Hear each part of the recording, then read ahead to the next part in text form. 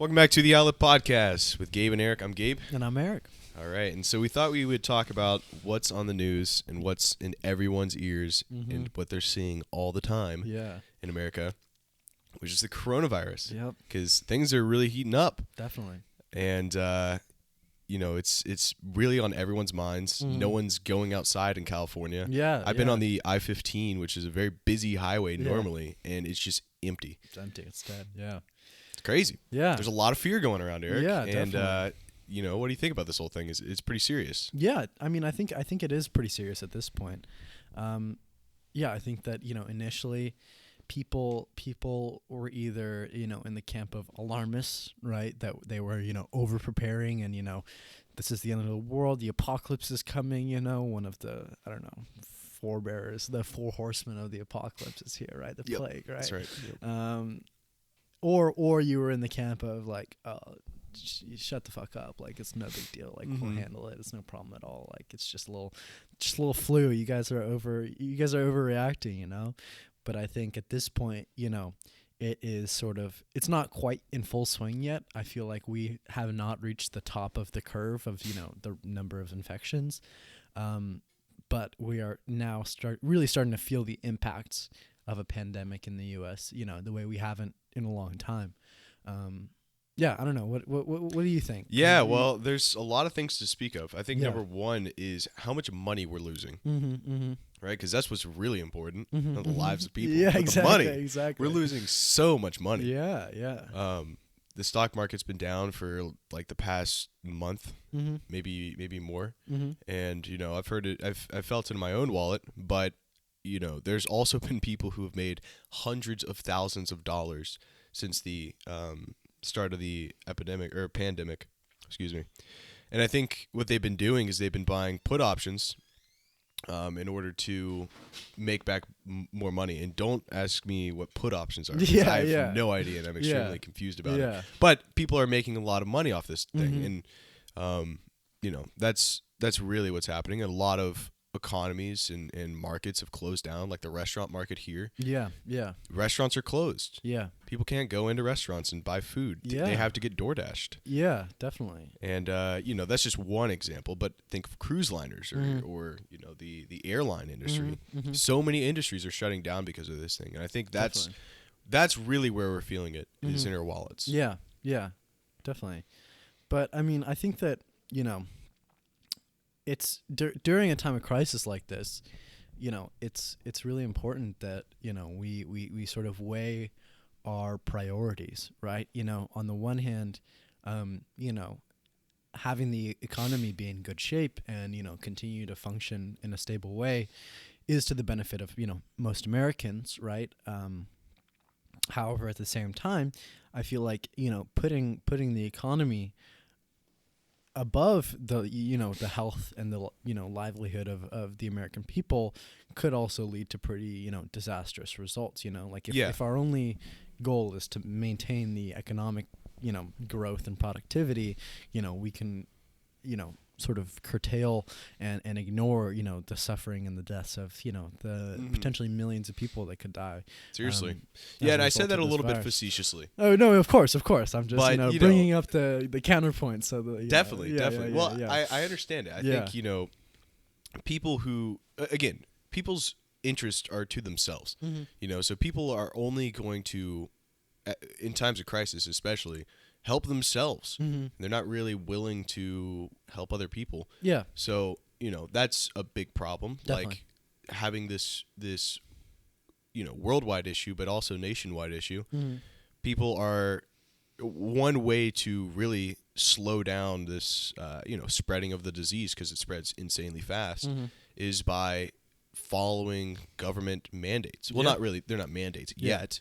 Yeah. But, just suggestions. Don't go outside. Wash your hands. Yeah. By the way, washing your hands doesn't do anything, by the way. It's airborne. You don't think so? No, yeah. So I heard this from a guy, Michael Olstrom, who did a podcast with Joe Rogan. I highly recommend anyone who's really curious about what's going on to listen to that podcast.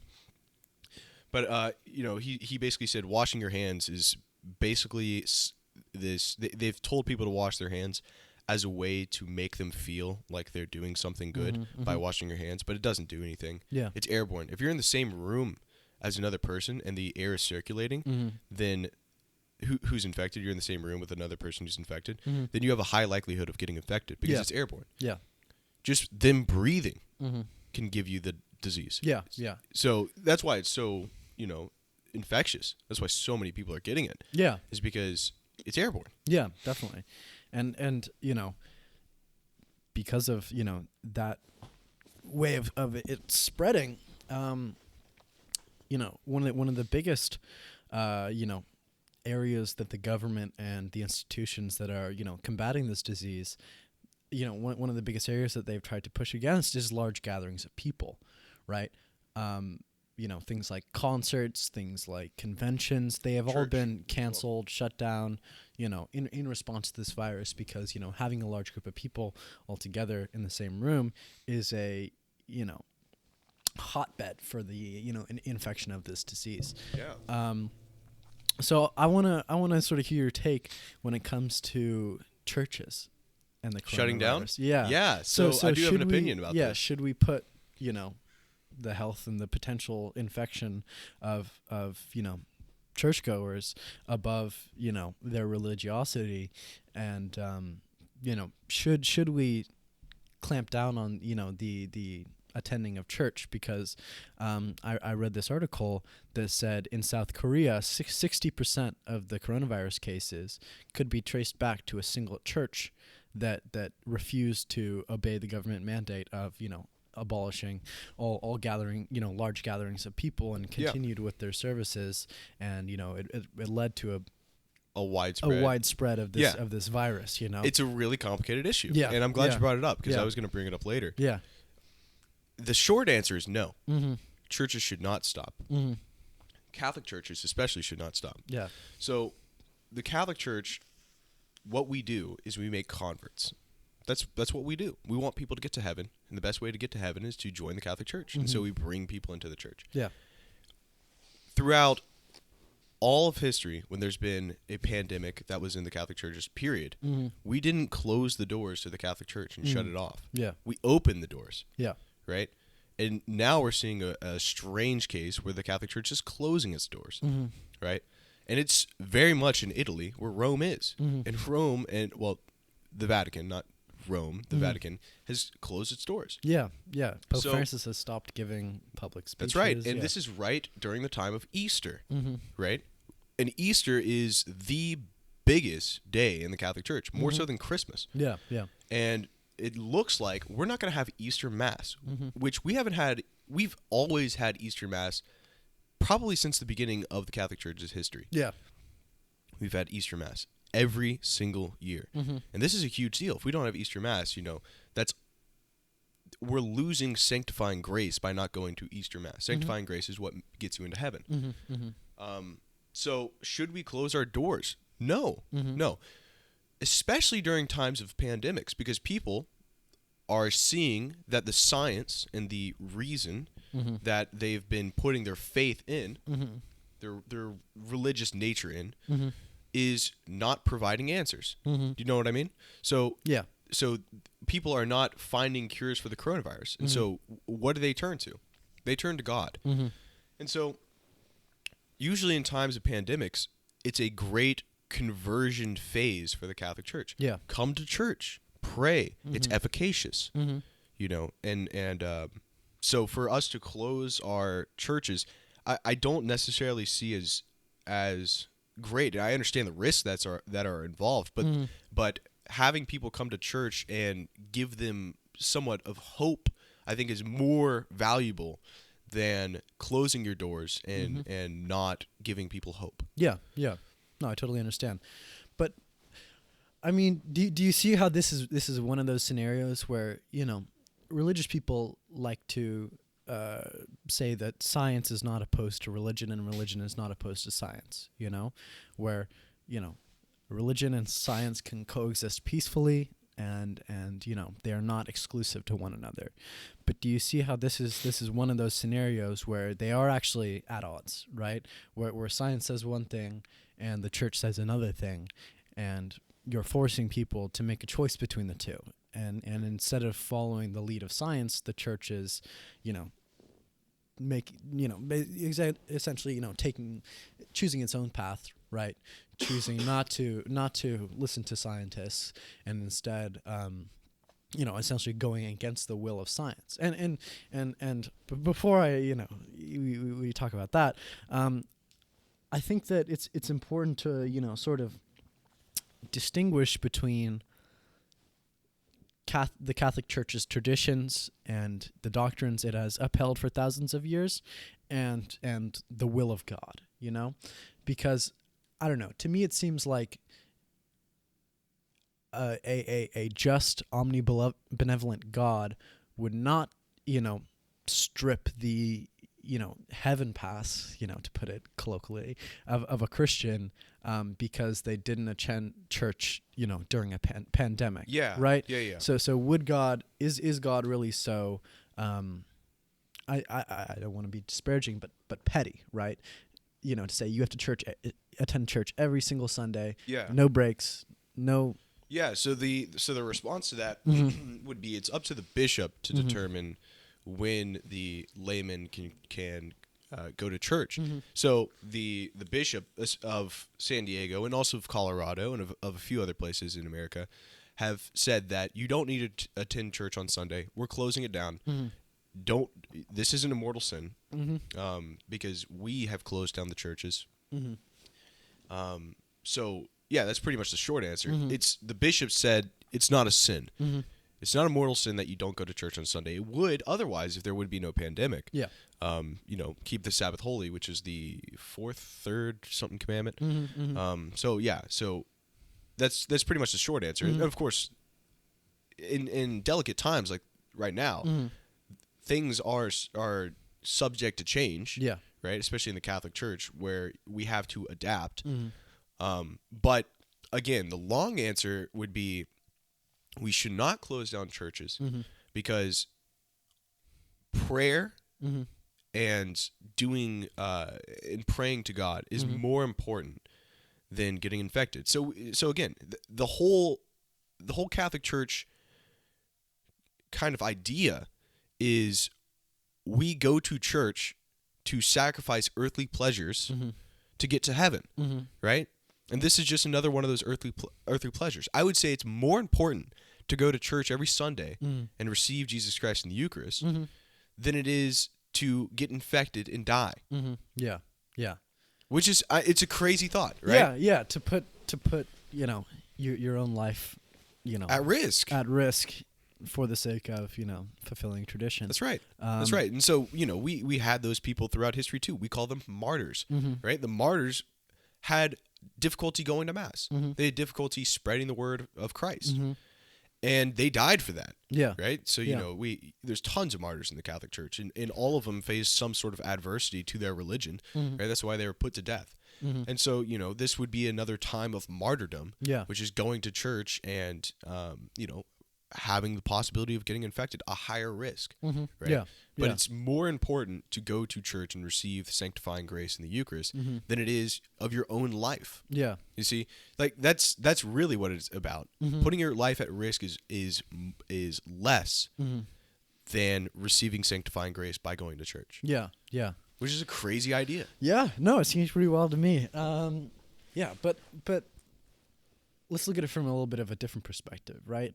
We're both young people, although the coronavirus can infect young people and they can exhibit symptoms and, get a fever and, get really sick, they're not really likely to die, right? That's what I've heard too. People that are young and fit are not really at risk of death from this virus. However, there's a significant amount of the church-going population, which can we agree is mostly older, as compared to the general population. Oh, yeah. People that go to church are generally older, right? That's right, because they're worried about death. Yeah. But so by going to church as a young person, let's take it from a not necessarily utilitarian perspective, but a altruistic perspective. That although you're not putting yourself at risk as a young person, you are putting, the lives of those around you at risk because the church-going population is generally older. And even though us young people are not as likely to die from the virus, we can still carry the virus within us and not show any symptoms. So by going to church, you are, putting the lives of those around you at risk for the sake of, doing something that, the Catholic Church has said is not a mortal sin, right? Not to go to church. And I don't really know how to wrap this up with a nice conclusion, but you know what I'm saying, I right? do know what you're saying. So, right? yeah, so don't look at it from just your own perspective. Yeah, look at it from an old person's perspective. Yeah, exactly. Yeah. So I think, it's kind of superfluous to talk about that if the first point is correct, right? Because, we would still go to church because it's better to go to church than to die of your symptoms from coronavirus. So yeah, I understand. Yeah. Look, if an old person's in fear of going to church on Sunday, then they won't go. Yeah. And the bishop has already said that if you don't go to church on Sunday, it's fine. It's not a mortal sin. Yeah. And so, yeah, you're looking out for your old people. Yeah. And so let me bring this up. Confirmation is a sacrament you receive usually at the age of 16. Yeah. I received it at 17 last year. But the whole sacrament of confirmation is to be set apart. So, do you know what the sacraments are? The sacraments are basically these gifts that provide the laity with sanctifying grace. Marriage is a sacrament. Baptism is a sacrament. Reconciliation, going to the priest and confessing your sins. So confirmation is one of those sacraments. And the confirmation sacrament, the bishop lays his hands on you and anoints you with chrism.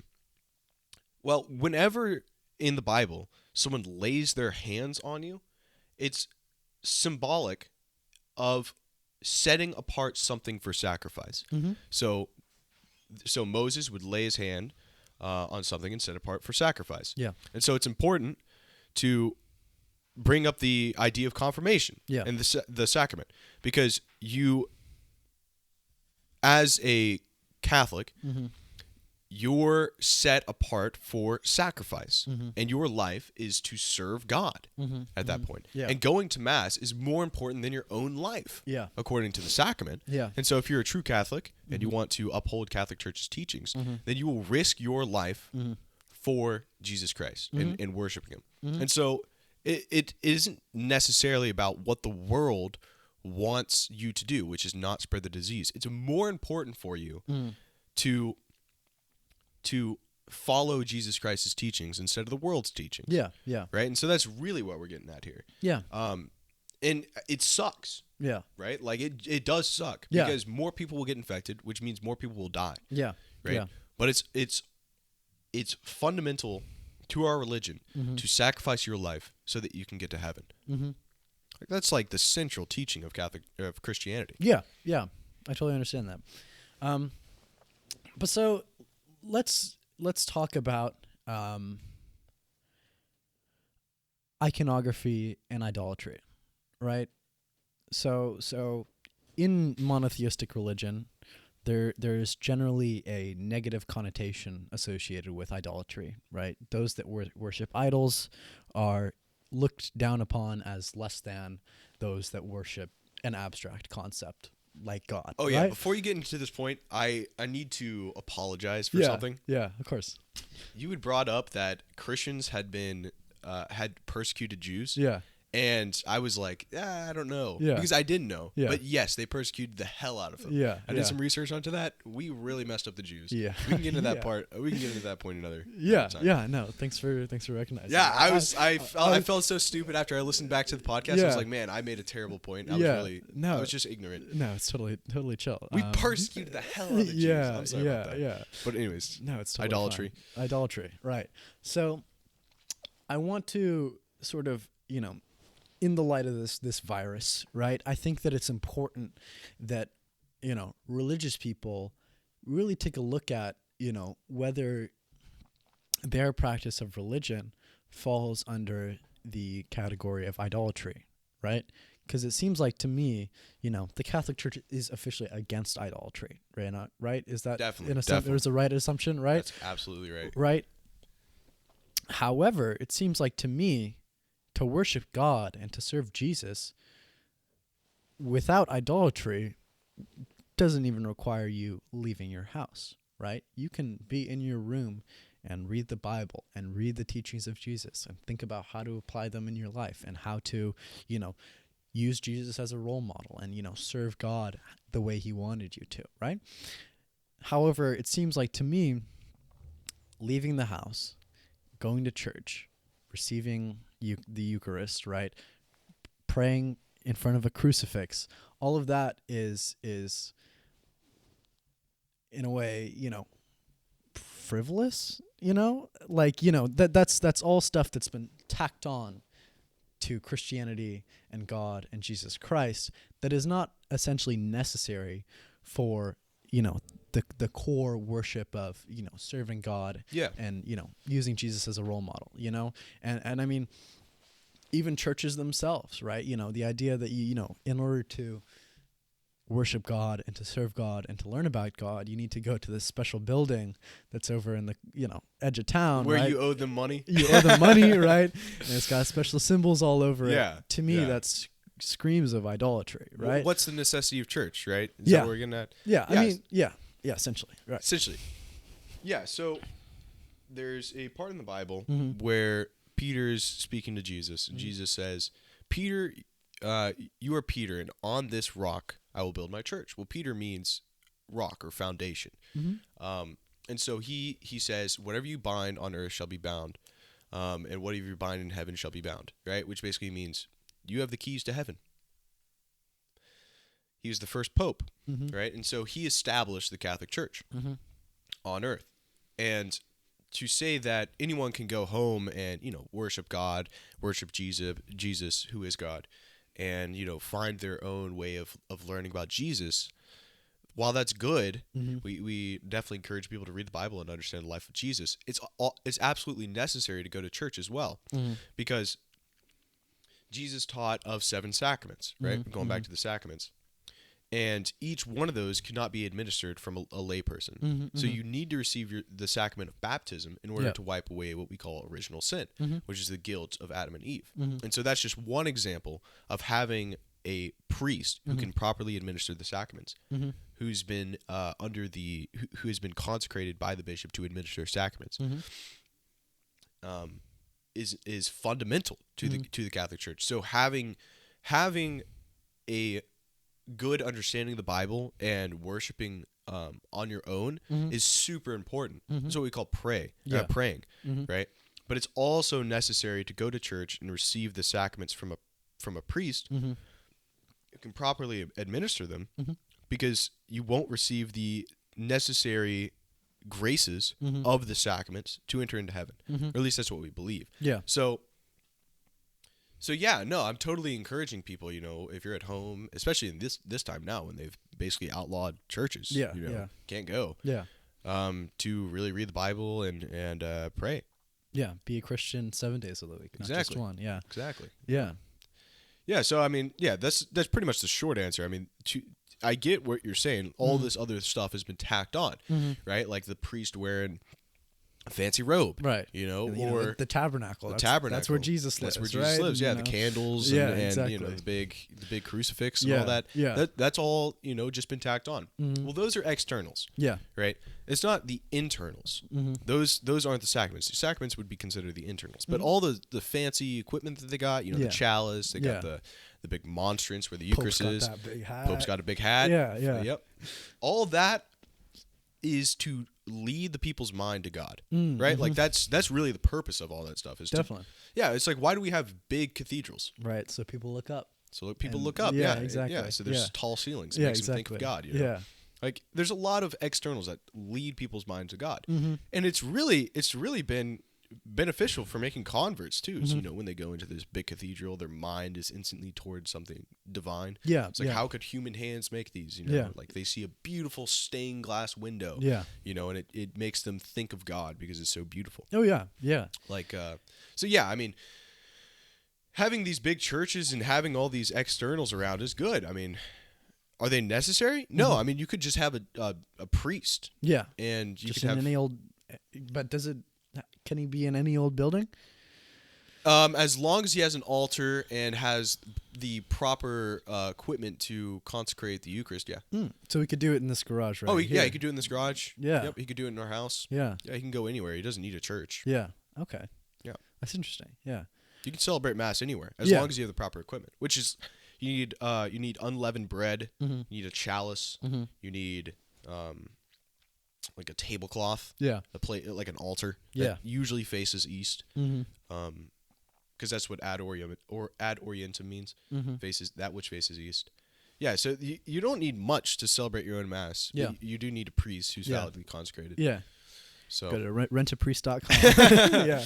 Yeah. But yeah, this is like Catholic theology stuff. I don't know if you're interested in this. Yeah, no, I very much am, because to me, I don't know, looking in from the outside, the Catholic Church seems to be, mired in tradition and, frivolous traditions and, all these, human constructions that, ultimately have a theological purpose, right? That Definitely reference back to God, and everything in the church has a symbolic meaning, and none of it is frivolous in the eyes of Catholics. But looking in from the outside, it's just a lot of pomp and frill for in reality, what seems to me is what should be a very simple act of worshiping and serving God. That's right, and you can do that. I mean, Yeah. like again, like all those fancy churches and fancy things that the priest has is just for helping the people in the church to recognize something divine, right? Like that's why churches are beautiful. Yeah, it's because beautiful things represent something beautiful, and that which is infinitely beautiful is God. Yeah. Right? And I mean, I definitely see your point about the benefit of having awesome cathedrals. I mean, like traveling through Europe, when you enter like a cathedral that's just massive, and everyone's talking in these hushed voices, and you look up and the ceiling seems to be in the sky, right? Yeah, And there's these beautiful paintings of angels and statues and stained glass windows. It really feels divine in there, right? Yeah, it doesn't feel like seriously. you're walking into any old building, right? Yeah. So I definitely see your point of the purpose of having grand cathedrals, right? Mm-hmm. But it's extra. It's extra. It's not necessary. It's not necessary. Right. But okay, so let me Although you can make an argument to say it is necessary. right. Which Because is in order to convert as many people as possible, which is ultimately the purpose of That's right. the Catholic Church, you got to have a little bit of pomp and frill, make people feel a little bit special on Sunday, Yeah, well, I mean, you can make an argument it's necessary. But it's not. It's not strictly necessary. Yeah. At the end of the day, all you need is a priest and the teaching of God, and that's right. That should be enough, right? It is enough. But I wanna talk specifically about iconography and the crucifix, right? Because to me, I don't know, like when we talk about iconography, in ancient times and in polytheistic religions, I guess the real line separating people praying to a crucifix and people praying to, I don't know, a statue of a goat is that when people are praying to the statue of goat, they might believe that the statue of the goat is in itself a god, right? And the difference, as opposed to a Christian praying to a crucifix, is they know that that is just a representation of Jesus Christ and of God, and therefore there's a separation between the two. Yeah. Both are praying to their independent gods. Yeah. But is there, I don't know, is there fundamentally a difference between praying to a dead dude on a cross and a person praying to, I don't know, the statue of a bull or something? Yeah. Well, the difference is we believe one's God and the other one's not God. Well, yeah, I mean, obviously, but right? Fundamentally. But yeah, I mean, but when you look at it logically from the outside, not from a Christian perspective, they're both worshiping icons. Yeah. Right. If you don't believe in Jesus Christ as God. Yeah. So the most fundamental difference is we believe Jesus Christ is God. Mm-hmm. And so praying to a crucifix is praying to God. Mm-hmm. Well, not praying directly to a crucifix, but a crucifix makes you think of God. Yeah. Right? Yeah. It's an external. Mm-hmm. Yeah. So the difference fundamentally is that, but from an outside perspective, you could say that, oh, well, they're both praying to their own independent gods, and who cares? Mm-hmm. But if you're a Catholic, if you're a good Catholic, and you see a person worshiping a golden goat or a golden cow, then it's idolatrous, right? Because throughout the Bible, especially with Moses, right? People would worship these goats and worship these cows that were made out of gold, and Moses would come down and break them to bits, because he's fired up, and he's angry that people are worshiping goats instead of God. Yeah, yeah. So yeah, I mean that's the most fundamental thing. It's like, don't worship idols. And actually, there was this blows me away, but there was a Pan-Amazonian synod that happened. Must have been like 4 months ago. Where basically, what is Pan-Amazonian? So basically, the Amazon people, who were practicing Christianity, were messing it up bad, like really bad. Yeah. And so the Pope had them in the Vatican to discuss what Christianity is and how it should be implemented in the Amazon. That's fundamentally what it was. But instead, it was used, like the Amazonian people messed up Christianity, really messed up Christianity. So what happened was they had this idol that they were worshiping called the Pachamama, which is Mother Earth, essentially. And worshiping Mother Earth is idolatrous. Like that, we don't believe in Mother Earth at all. And if you worship Mother Earth, that's a fake god. Right. And so the Amazon people had this idol called the Pachamama. It was basically this woman who had sort of paint on her face, and she was pregnant with a child, and she was naked, right? And they were putting this on the altars in cathedrals, the Pachamama idols.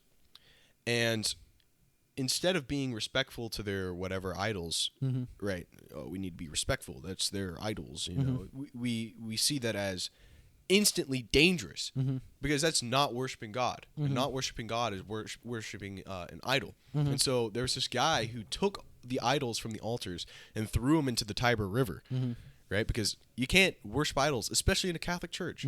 But so he destroyed idols. Destroying idols has been a very fundamental part of the Jewish religion, in the Old Testament, and in the New Testament, and Islam. And Islam. That's what the Kaaba in the middle of Mecca, right? The big black box that everybody prays around. Yeah, they threw the idols in there, right? Well, it used to be the housing for all the idols of the various Bedouin tribes that lived in the Arabian Peninsula. They would keep them there for safekeeping. And then Muhammad came and he destroyed all of those idols and said, you can't worship these idols. You can only worship God. So, the destruction of earthly idols has been a long-standing tradition in monotheistic religion, right? Yeah, that is, and pretty much all the Abrahamic religions follow that trait, right? Oh, yeah. And, idols are fundamentally bad, right? Because what they do is they make you focus on earthly things, such as goats and calves. But what you should be truly focusing on is God. And, I mean, I think I made one point. It's pretty simple. I mean, just don't have idols. Yeah. Don't have idols. Yeah. But, I mean... All right, we'll get off the topic of idols. We'll get off the topic. Yeah. All right, so I wanted to talk to you about human rights, right? Human rights? Human rights. Yeah, okay. Human rights. Not a good transition. But, so do you have any take on human rights, or... Yeah. Yeah. I got things on human rights. Put you on the spot here. But yeah, human rights. Yeah, they're cool. I mean... I fuck with it.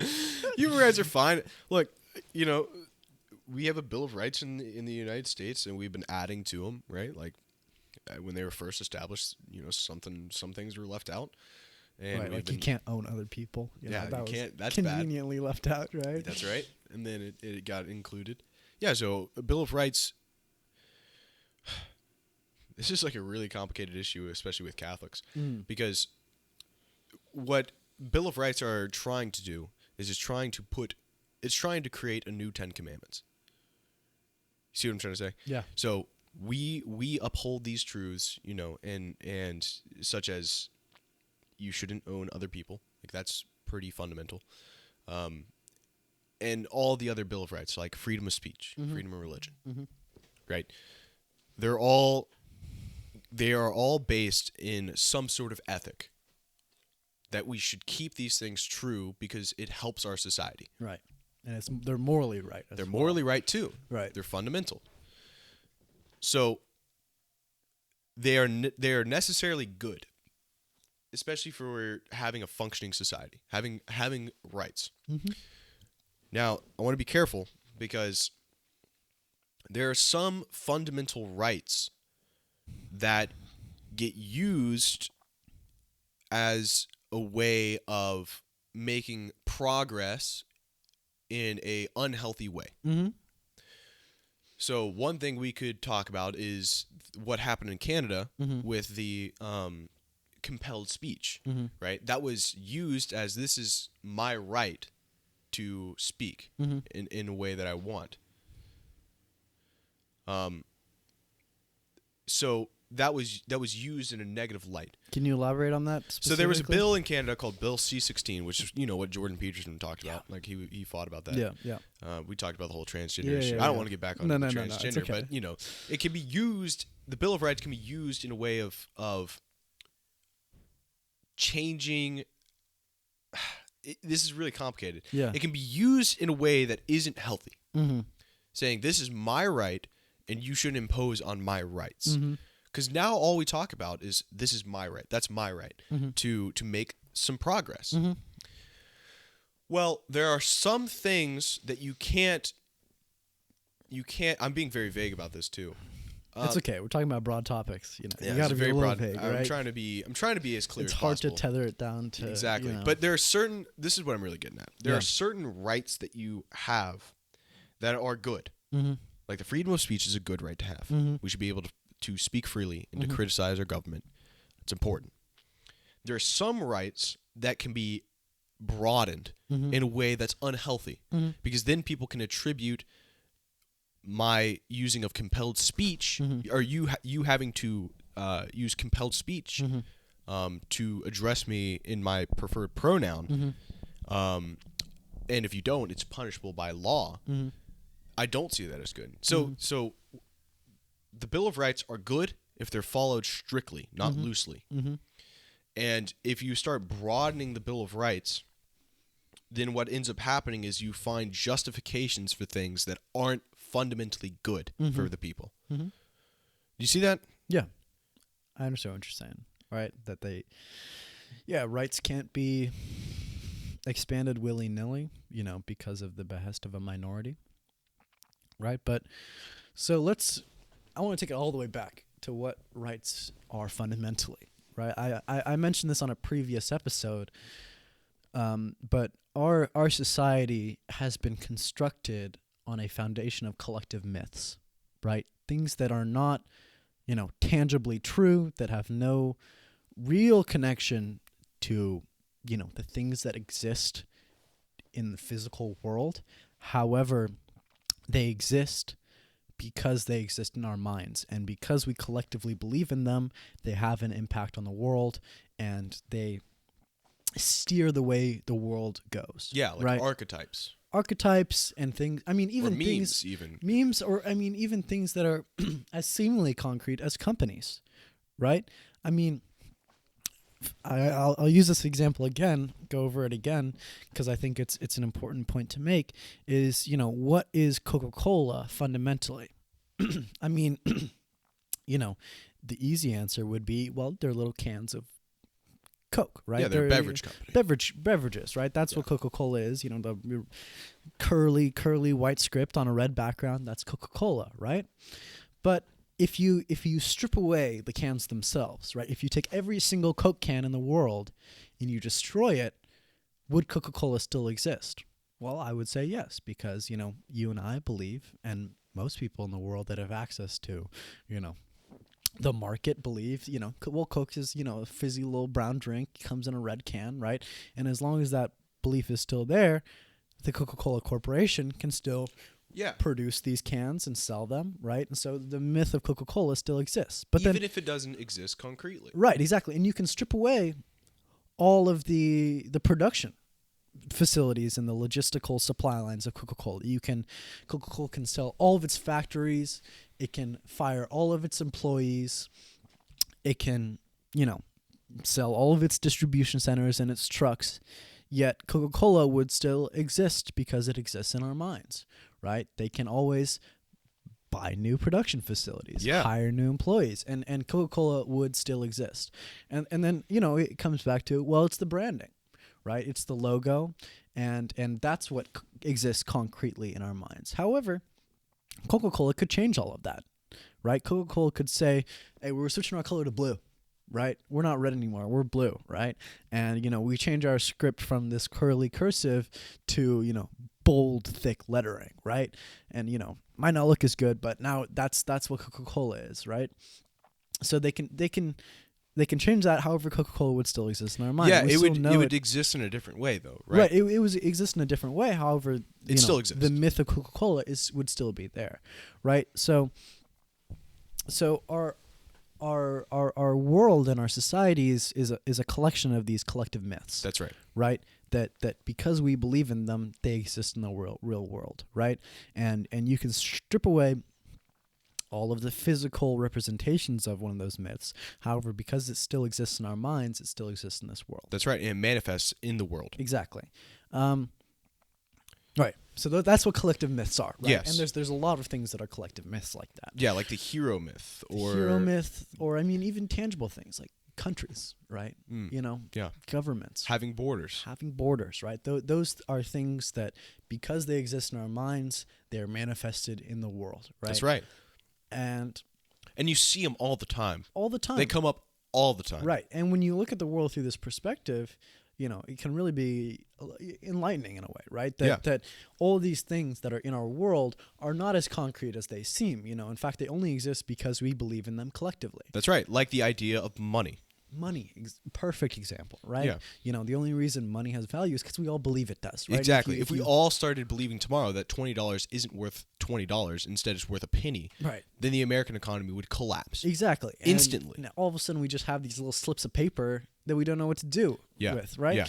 Becomes the Weimar Republic, That's right. Money only has value because we believe it has value. Right, that's it. Right, exactly. And, all of our society is just a collection of these myths that we all believe in. Definitely. Right? And I think it's important to, when you look at the world through that perspective, we can kind of acknowledge and realize that because these things aren't concrete and aren't tangible, we as individuals have the power to change them, right? If you convince enough people that borders don't exist, well, they won't exist, right? Because you'll destroy that foundation of the collective myth that allows it to exist in tangible reality, right? Yes. So, back to human rights. Human rights are one of these collective myths, right? We all agree that people shouldn't starve to death, right? Can we agree on that, right? Like, no matter how shitty you are and no matter how, lazy you are and, shouldn't starve. You shouldn't starve, right? Because that is a thing that's morally wrong. We have more than enough food in the world. We can feed everybody 2 times over. People should not starve, right? Yeah. And because we believe that, we act in ways that support that collective myth, right? That's right. We provide food aid to famine-stricken countries. When there's a locust swarm like there is in East Africa right now, we try to act in ways that support that collective myth of people shouldn't starve to death, right? That shouldn't happen. There's foundations in place to prevent people starving for death.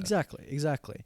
And so this collective myth of human rights is a powerful building block for the improvement of people's standards of living, right?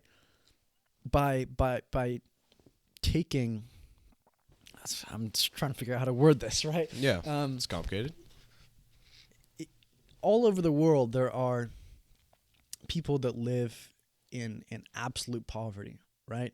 And there are certain, necessary building blocks of life that they don't have.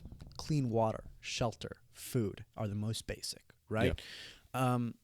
However, by constructing this collective myth that it is morally wrong to allow people to live without those necessities, we can act in ways that alleviate people of lacking that necessity. Yes. Right?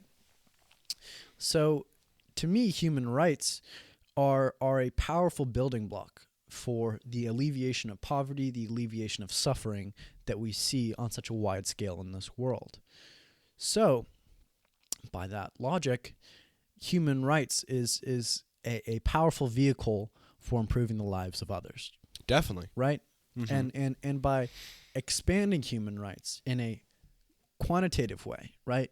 We're not talking about, cultural, political issues like the freedom of speech, although that is a key part of, human rights.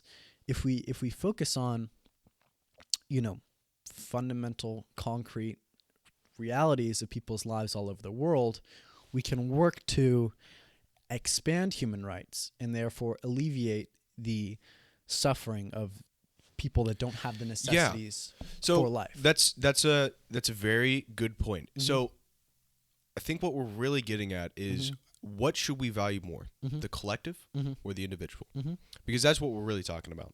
The human rights could be addressed as the collective because you're expanding these myths, these ideas that come from myth, and using them in a way to decrease the suffering of the world, right? Which is valuable, certainly valuable. Right. Or you could pose it in a way of the hero myth, that each person has a journey that they must uptake, and they must bear some sort of suffering in the world to reach a positive end. That's the hero myth. So that would be characterized as the individual. Well, what is the play between the collective and the individual?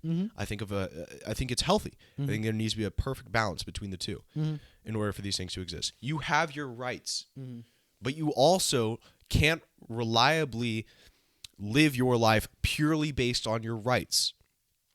Because if you only focus on your rights, then the individual suffers. Because the individual needs rights in order to take up his burden in the world, we could say, to bear some sort of burden in order to improve the society as a whole. But if he only has rights, then the hero myth is left out. Okay. Yeah. Okay. So, and let me expand a little bit more on this. Go ahead. To your point about expanding the rights to help those who are suffering, absolutely.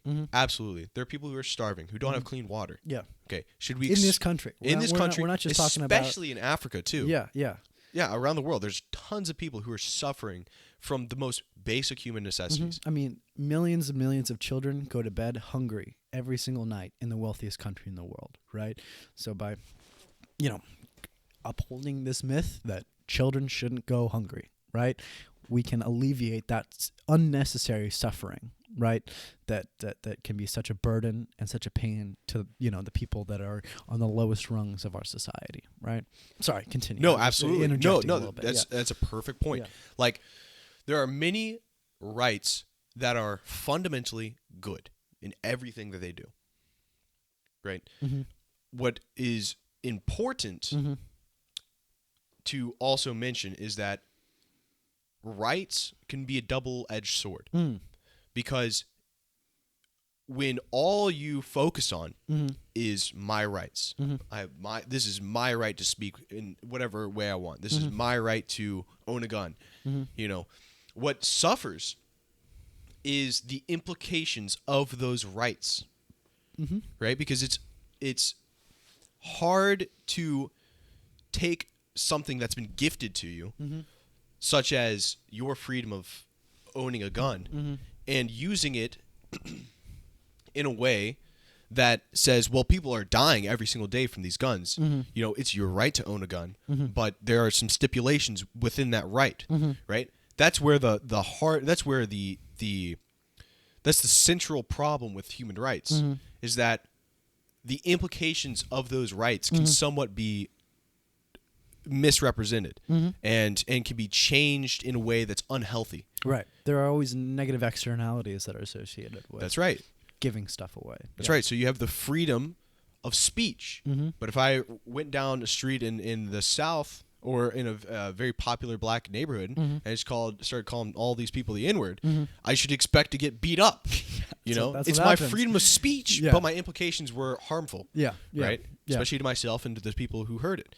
Right? So that's the hard part with talking about rights, is that there are some things that when they're gifted to you, your right to speak, your right to, whatever, that it can be used, it can be implemented in a way that's unhealthy. Should we feed people who are starving? Yes, that is a fundamental human right. to have food. Yeah. And we should uphold it. Yeah. I think where it gets kind of changed a little bit is in the practices of those rights. And so that's where the hero myth comes in. That's where the individual comes in, is these rights only provide a very unfinished blueprint of how you should act. The hero myth teaches you how to act. Yeah. Right? And so it's fundamental to have that individuality that's present in the hero myth, because the hero myth is what really governs all, well, I shouldn't say really governs all people, but it's the idea that I should do something in the world that betters tomorrow. That's fundamentally the hero myth. Yeah. Yeah. Bearing the biggest burden I can, take on the most suffering I can, in order to improve the lives of other people. Right. Like, that's the hero myth fundamentally. Right.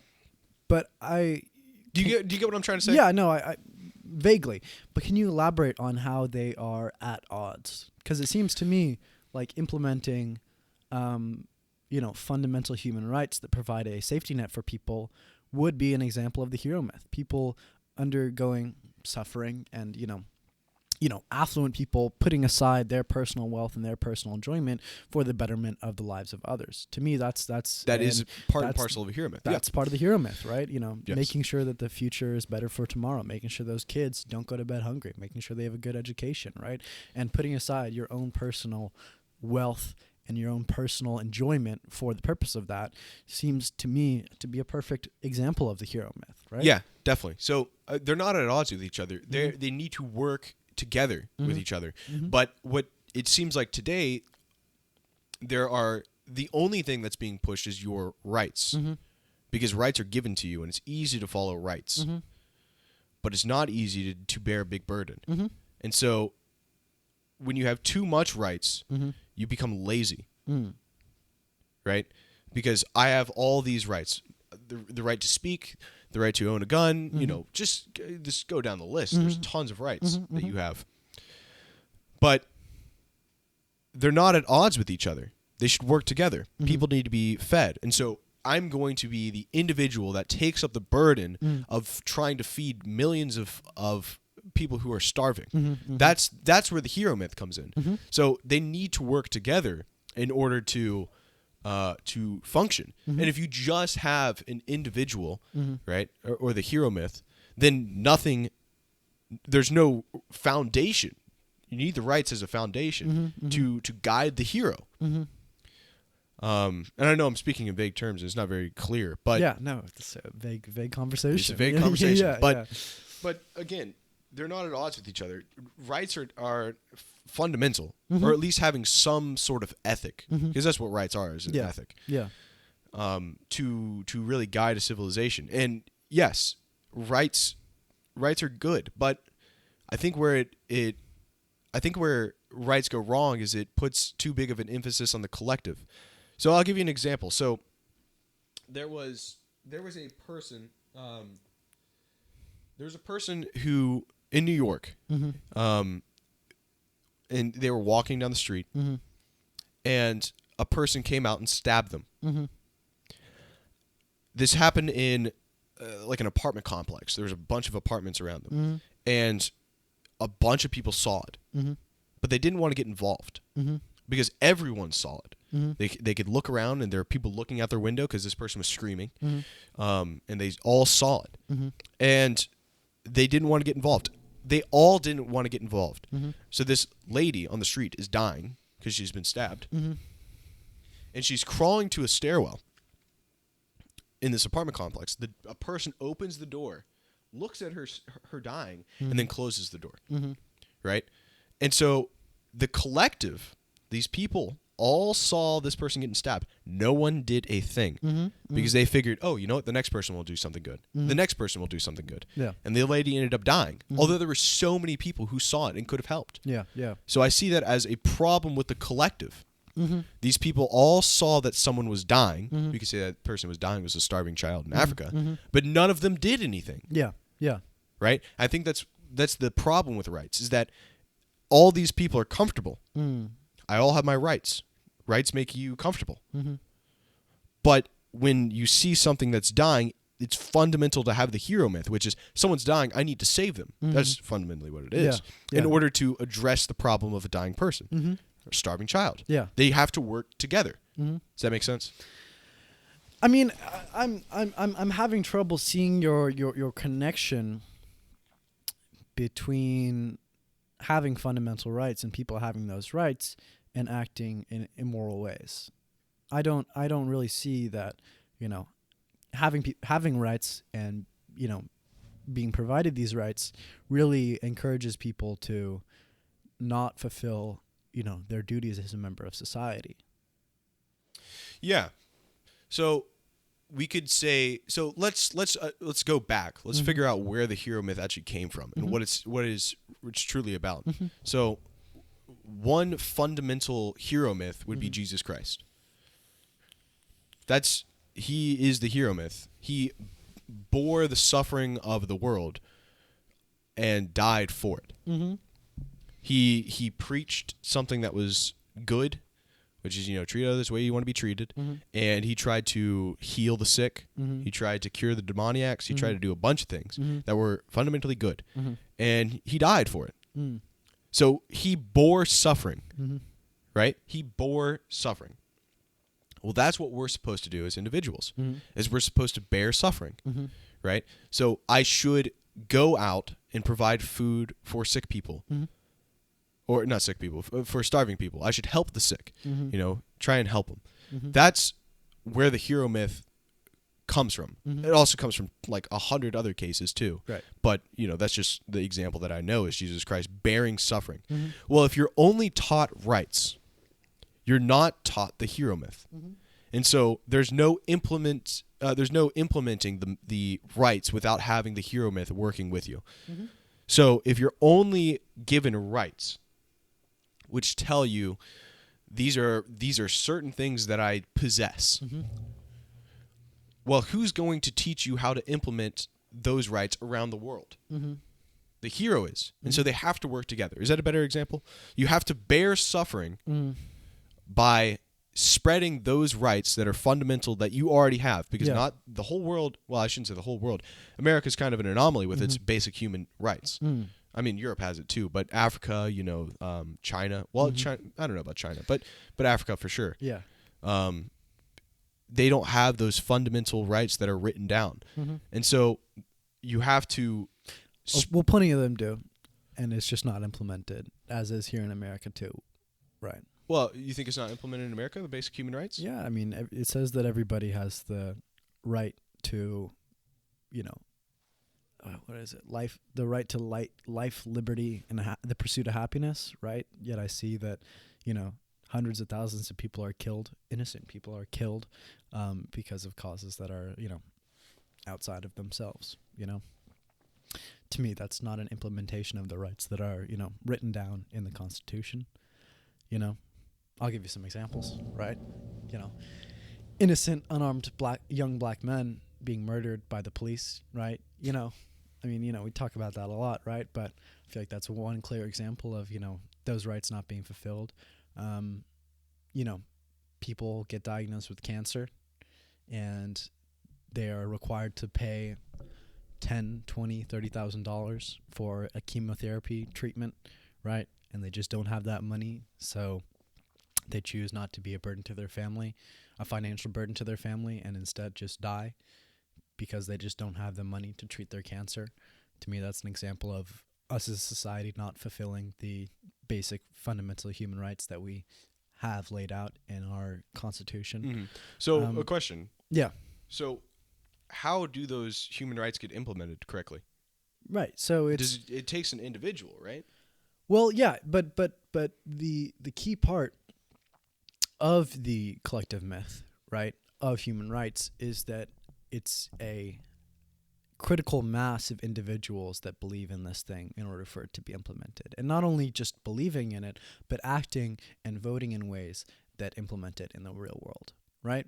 So if we as a country believe that children shouldn't go hungry, right? Which I think is a thing that most people in America would check yes to on a survey, right? Children shouldn't go hungry. They then those people need to act and vote in accordance to that principle. That means that if there is a politician or an institution that is proposing to fulfill that fundamental human right, expand EBT or expand, the welfare programs that we have in this country that implement that human right in the tangible real world, they need to live up to that belief that they say they have and act in accordance to it, right? Which means what teaches you how to act? What teaches you how to act? I think it's society at large. But what about society teaches the individual how to act? I see you're trying to lead me to the hero myth, right? Yeah. But I think that to condense, the morals that society implements on an individual to one way of thinking is a little bit oversimplistic. I think that the hero myth plays a fundamental role in the way we should act in Western society. However, it is complemented with a myriad of other, moral foundations that we've been implanted with since, a young age, right? Yeah, but that's just the thing, is that we've been implanted with these ideas at a young age. Yeah. And so it goes back to myths that are collectively expressed. Right? Definitely. And I mean, think about humility, right? Can we agree that we believe humility is a virtue? Yes. Right? Yeah, definitely. But why do we believe that? Now, obviously, probably the Bible says something about humility, and that's why you believe it, right? It's a virtue in the Bible. But the reason I believe in humility is not because of some, I read a bunch of philosophy and, reached the logical conclusion that humility is the right way to act. I've reached that conclusion because I've seen the way people reacted to people that express that virtue of humility, right? I see that people praise those who are humble and look down upon those who are braggadocious, right? Yeah. Those that are not humble. Or proud. Right? They're Yeah. too proud, right? Yeah. Look at this asshole. He's bragging about how much money his dad makes. That's not being humble, and we're going to look down upon him and talk bad about him. Yeah. I don't want to be talked bad about. I want to be praised. So I'm going to act in accordance with the way people are praising others. I think that that's, fundamentally how society gains morals is by collectively ostracizing and looking down upon those that express virtues that we don't believe in, right?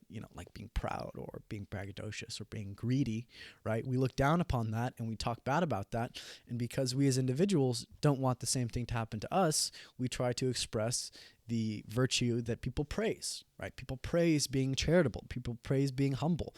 Therefore, I want to be praised, so I'm going to act in accordance with the way that people praise others. Yeah. I don't know. My grammar's all messed up here, but no, I get what you're saying. But I think what you're trying to go back is that we reasoned our way to humility, and we reasoned our way to all these other virtues that we now see in the world, right? But I don't think we did reason them. I think what they came from was the myth that myths collectively that people accept as true. And those myths, I think, most of them can be attributed to Christianity, right? In America. In America, for sure. Right. In America, for sure. I'm speaking like what I see around. Yeah, right. Yeah. But, and I think you're trying to say that we reasoned our way to these myths because we didn't want to be ostracized from society, which is probably true to an extent as well. Right. Is that what you're trying to say? Like, we reasoned our way to these truths? Not necessarily reason. I just want to sort of give my take on how society expresses and kind of adopts morals, right? Now, I think that, religion can be the fundamental source, the foundational source for these virtues, However, I think that the process is still ultimately the same, whether you are referencing something vague and you're just saying this guy's an asshole because he's too proud and greedy, or whether you're saying this guy's an asshole because he's proud and greedy and that goes against the teachings of the Bible and Jesus Christ, right? Ultimately, it's the same vehicle and it's the same tool used to get people in a society to obey these virtues and these morals that we think are, outstanding and, we want to see expressed in our society. Yeah, definitely. Ultimately, it's the same vehicle, whether you reference a book or a religion or not. It's still done in the same way. I mean, you think about think about a French village in the 14th century. People still act essentially the same way, right? We haven't evolved or changed that fundamentally from that time period, right? Yeah. However, it was the only difference back then is that, the moral authority was the Catholic Church, right? And people use that moral authority in ways that allowed them to, I don't know, change the society that they live in a way that they wanted to see it changed. Does that kind of make sense? Yeah, right? definitely Other makes sense. peasants would reference the church and what the priest said on Sunday in order to ostracize and beat down and try to get people to change their ways because that's the way they want to see the world. Well, let's change. think about today. Mm-hmm. So you said that when a person's proud and whatever, that we ostracize him. We say, yeah, guy's an idiot. Mm-hmm. He's a jerk. I don't want to be around well, him. not as a whole, right? But individuals make individuals that decision. Sure. talk shit and Yeah. do their best to ostracize. We're gonna right? make sure that we don't hang out with that guy. Yeah, because exactly. He's a jerk. Yeah. I've had to do that many times. Yeah. Like a person's proud. He's not fun to be around. Yeah, he's not yeah. interesting. Yeah. Well, how do you educate people to uphold those values such as humility? Mm-hmm. How do you educate them? Mm-hmm. Well, I think that moral education is, it can be done from the top down, right? That this is what the government says, or this is what the Bible says, or this is what some other greater authority, greater than ourselves, says, therefore you should follow it. However, I think that the most effective way to do it, and the way that it's implemented in today's world, is through the accumulation of seeing others act in accordance to these and being praised for them. Acting in accordance with these virtues and being praised for those virtues. Yeah, but why do people praise those virtues? Ultimately, it's because it's something that they believe in, right? And that's the way society continues this cycle of education, right? So, I mean, think about, a playground in preschool, right? You see a kid push another kid and he falls and hurts her nose, right? The teacher comes and says, that's bad. You can't do that, right? And the other kids seeing that learn. I mean, not in that one moment do they learn, but it lays the foundation for learning that you can't push other people. That's bad because I saw that person do that thing and they got scolded for it. I don't want to be scolded for the same thing. So I won't do it. Right? And it's through that accumulation of seeing others be criticized for their actions and seeing others be praised for their actions that we learn how to act in society. Okay, so let's try and go back as far as we can. And it's continuous. That's Throughout right. our whole life, we're constantly seeing others be praised. That's right. And people be criticized for their actions. Right? Okay, and we're so where did constantly that learning teacher learn to criticize people for hurting another person? The same way Probably that- from her parents or from her teachers. Well, Okay, and yeah. where do their parents? See where I'm going with this? Yeah, it all goes back to It Jesus, goes- right? Yeah. Well, not necessarily. Well, it does. Yeah. But what I'm saying is, if you trace this all the way back, there would be some sort of fundamental ethic that was first preached. Mm. Okay, so that fundamental ethic must have come from somewhere that of a position of authority, Mm-hmm. right? Otherwise, people wouldn't have accepted it, Mm-hmm. right? To say that since a teacher knows to scold a child that hurts another person Mm-hmm. is because they reason their way to there. To say that the society believes that we should uphold these truths because it helps the society. Mm-hmm. Okay, that's valid. Mm-hmm. I think it falls short when you go all the way back. You infinitely regress from teacher to parent, parent to teacher. Mm-hmm. Whatever. We go all the way back. There's going to be one person who spoke from a position of authority Mm-hmm. that said these are the truths that we should uphold. Mm-hmm. You're talking about Jesus, right? I'm talking about Jesus. But so what was the world like before Jesus? Were there no morals? Were there no virtues? No. There wasn't Because no morals. Jesus learned his. I don't know. You might believe that Jesus was God and therefore he knew everything perfectly, but to me it seems like Jesus went through the same process of seeing others be criticized for certain things and seeing others be praised for certain things. Now, yeah, he was definitely human. Very smart guy, right? He, was able to reason that, hey, certain praises and certain virtues that we're upholding in this society now should not be upheld, right? We need to change those things. However, I think that ultimately Jesus went through the same process too, that, he learned from teachers and people that he saw, and, the rabbis at the synagogues he went to, and his parents, and he went through the same process of learning and absorbing and reasoning about morals.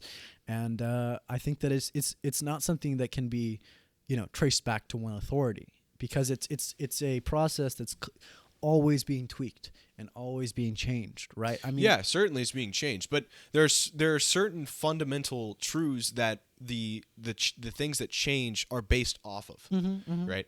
So, yeah, I'm bringing this all the way back to Jesus Christ because I'm trying to preach the word of God, right? Go to mass, guys. I shut down. Yeah. But yeah, man, I think, here's the thing about Jesus Christ. It's like he was either God or he was a bad man, right? Because he claimed to be God, right? And if he wasn't God, then everyone is believing in, nothing.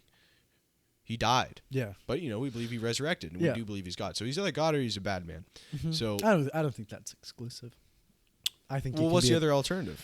That he was a great teacher and, a prophet, and he might have spoken for God. Well, and he was one of God's tools on this earth. But not the only one. But he preaches that he was resurrected, and that at the end of time he's going to come again and separate the sheep from the goat. Like he claimed to be God, and there are certain things within the religion that even if he was a good teacher, those things that where he claimed he was God would be bad teaching. Okay. Yeah, no, I understand. It's generally bad to claim that you're God if you're not. Right. Yeah, absolutely. We can agree on that, right? Yeah, and I feel like we're almost reaching the end point of this whole relationship between the myth and values, and rights.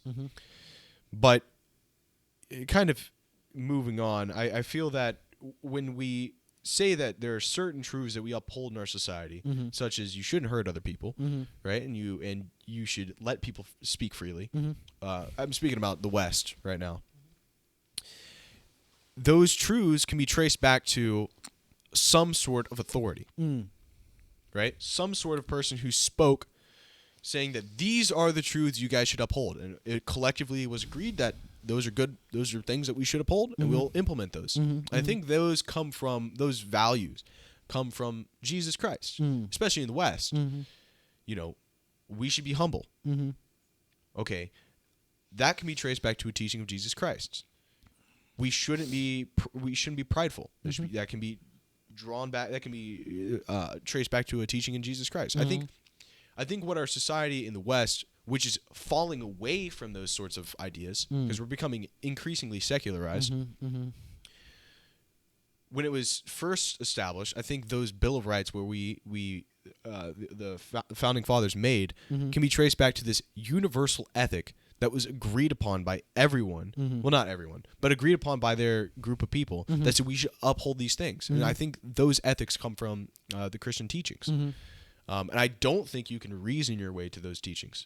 Well, let me pose this question to you. Once again, what was society like before Jesus? Was there some other authority? The other biblical figures? Was it, did it just come from Abraham and Moses and this long line of Jews that were descended from God that have been constantly, spouting the values that society should uphold? Or is it less centralized than that? Because I feel like it was a lot less centralized, that's for sure. So, I mean, those morals and those virtues, I believe, existed before Jesus. Humility has always been praised, right? And, being charitable has always been praised. And not just in the Levant, where, the Bible took place. It has been praised in Indonesia and South America and North America and Sub-Saharan Africa. Like, all these places have upheld some version of these virtues. Definitely. And why is that? Yeah. So that's a good point. I'm getting back to God. I think I think what it's important to recognize is that they do it imperfectly. They do it imperfectly. So one of the reasons why we have Jesus Christ, and it was necessary to have Jesus Christ, is because he claimed to be God, and all his teachings claimed to be from God. So he was instantly made an ideal, a judge, because once you have something that is perfect, you can base your imperfections off of that which is perfect, right? The other religions don't have that. They have teachings, but they aren't based off of a central authority. They're okay. I shouldn't say they're not based off of central authority. They're based off of central authority, but they're based off of an imperfect central authority. Right. Right. From the Christian perspective, I mean. Well, not from the Christian perspective. If they were human, they had imperfections. And Jesus was human, no?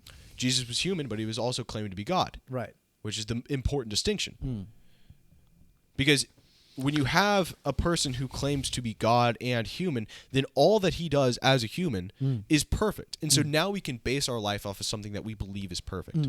Right? The other religions, such as Buddhism, Confucianism, they didn't claim to be God. The central teachers didn't claim to be God. Well, Muhammad did. Muhammad did not claim to be God. He claimed to be a prophet. Final prophet. Right. He claimed to be the final prophet, but he did not claim to be God. Right. But he all the words he spoke were God inspired. Were from God. He was the mouthpiece of God. Sure, but his actions were not God inspired because he was still human. Does that make sense? And so that's the important distinction. Yeah. And I know we're getting off into like Catholic theology stuff again, but I mean, it happens every podcast. It does. If they're listening, that's I'm trying to convert. Yeah. Hopefully, I'm making a reasonable case. Yeah. Speaking from the pulpit here. Yeah. So again, the truths that we have from Christianity claim to be perfect because they were preached by a person who claimed to be perfect, and it's either he was perfect or he was not perfect. And if he wasn't perfect, then he's a bad man. So yeah, I think I made my point. Yeah. So we have this ideal. Yeah. That we base our lives off of because it was preached by someone who was perfect, claimed to be God. Okay. And the other religions don't have the central teacher as God. I'm sure that we can find an example. As the central teacher as God? Yeah. I don't think it's completely exclusive. Yeah. Well, all the big religions. Yeah. But, Okay. I see your point, though. You see what I'm saying? They see your point, too. Yeah. I hope they see my point. Yeah. We're like an hour 17. If you're listening at an hour 17, we thank you. We thank you. Leave a comment. Let us know what you think. Please. All right. But I wanna do a little transition. We talked about morals and we talked about God and Jesus and virtue and collective myths for a minute now. So I want to transition to something that was kind of I've always thought about, but was brought to my attention in the most recent podcast with Matt, is that there is this idea in American society, in particular, that joining the military and being in the military is serving your country, right? And that's the most dutiful way to serve your country, and that soldiers are the ones who are sacrificing the most and, are the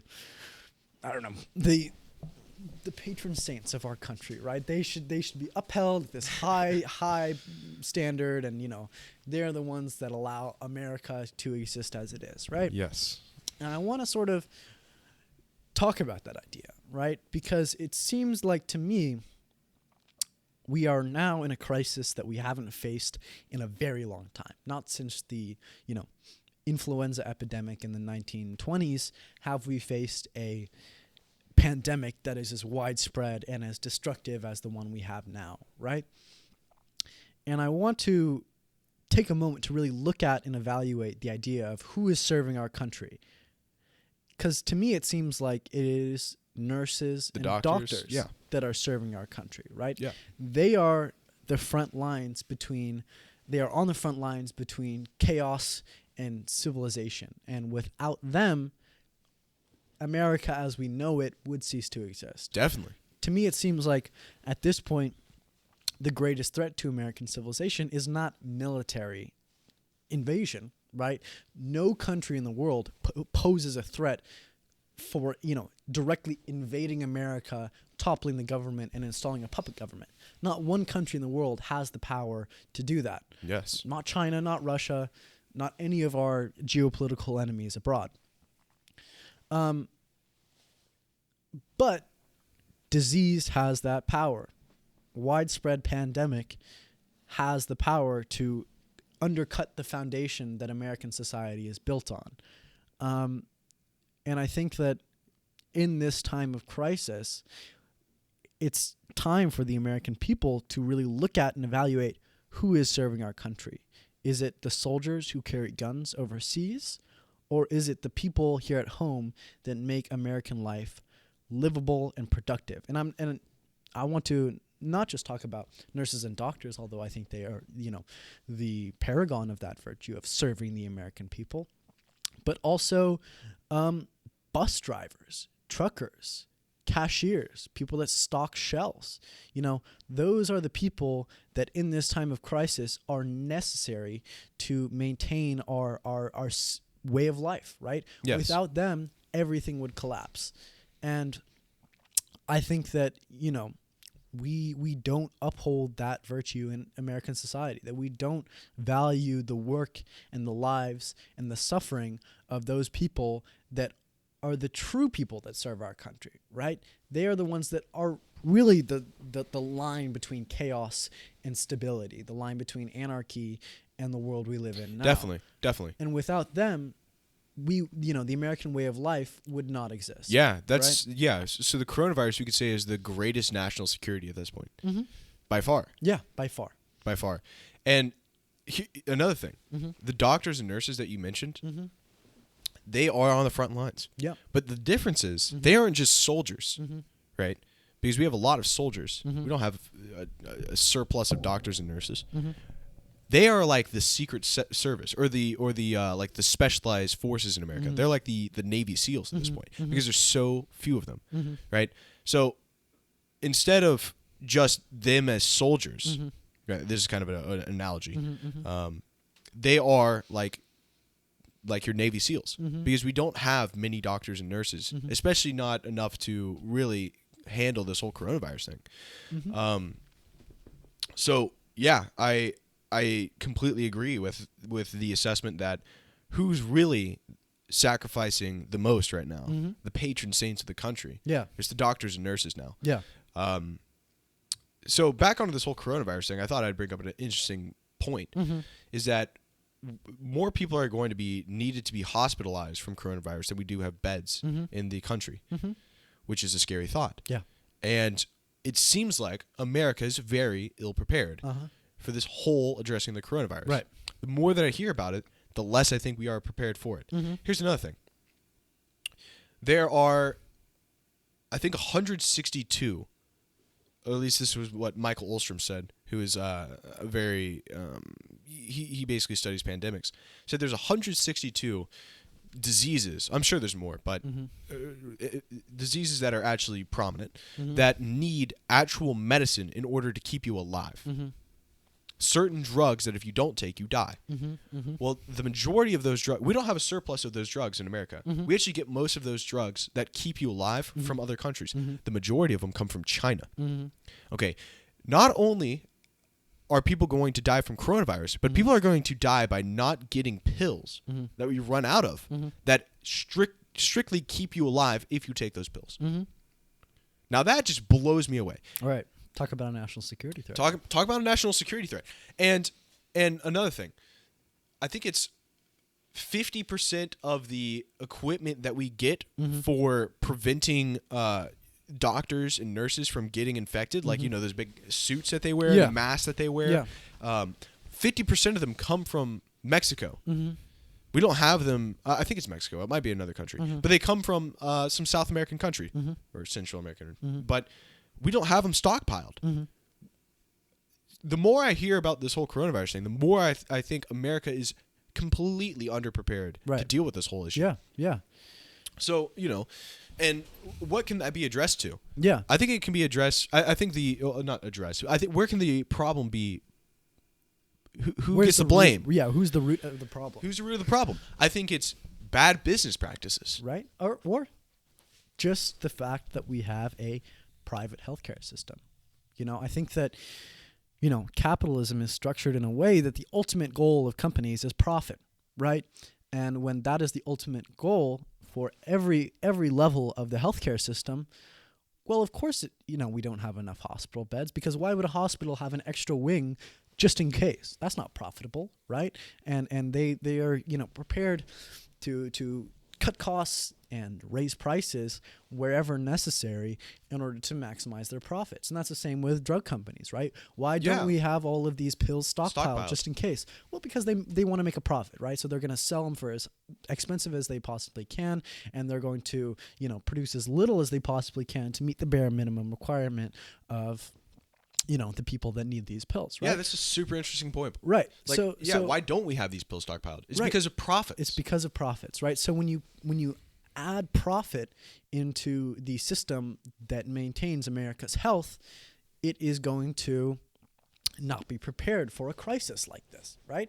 And so if you look at America's health as a fundamental part of America's national security, I think it makes complete sense that our healthcare system should be considered part of the Department of Defense, right? Now, I'm not advocating that, we just put it all into the Pentagon's, under the Pentagon's purview, but to me, it makes sense that if we consider it as a part of our national security, well, it's best that we leave it up to the hands of the government, because they are the ones that are able to put national security over profits. I mean, imagine if our entire military was ran by private companies, right? Oh, we're going to outsource, the defense of Germany to, some large company, right?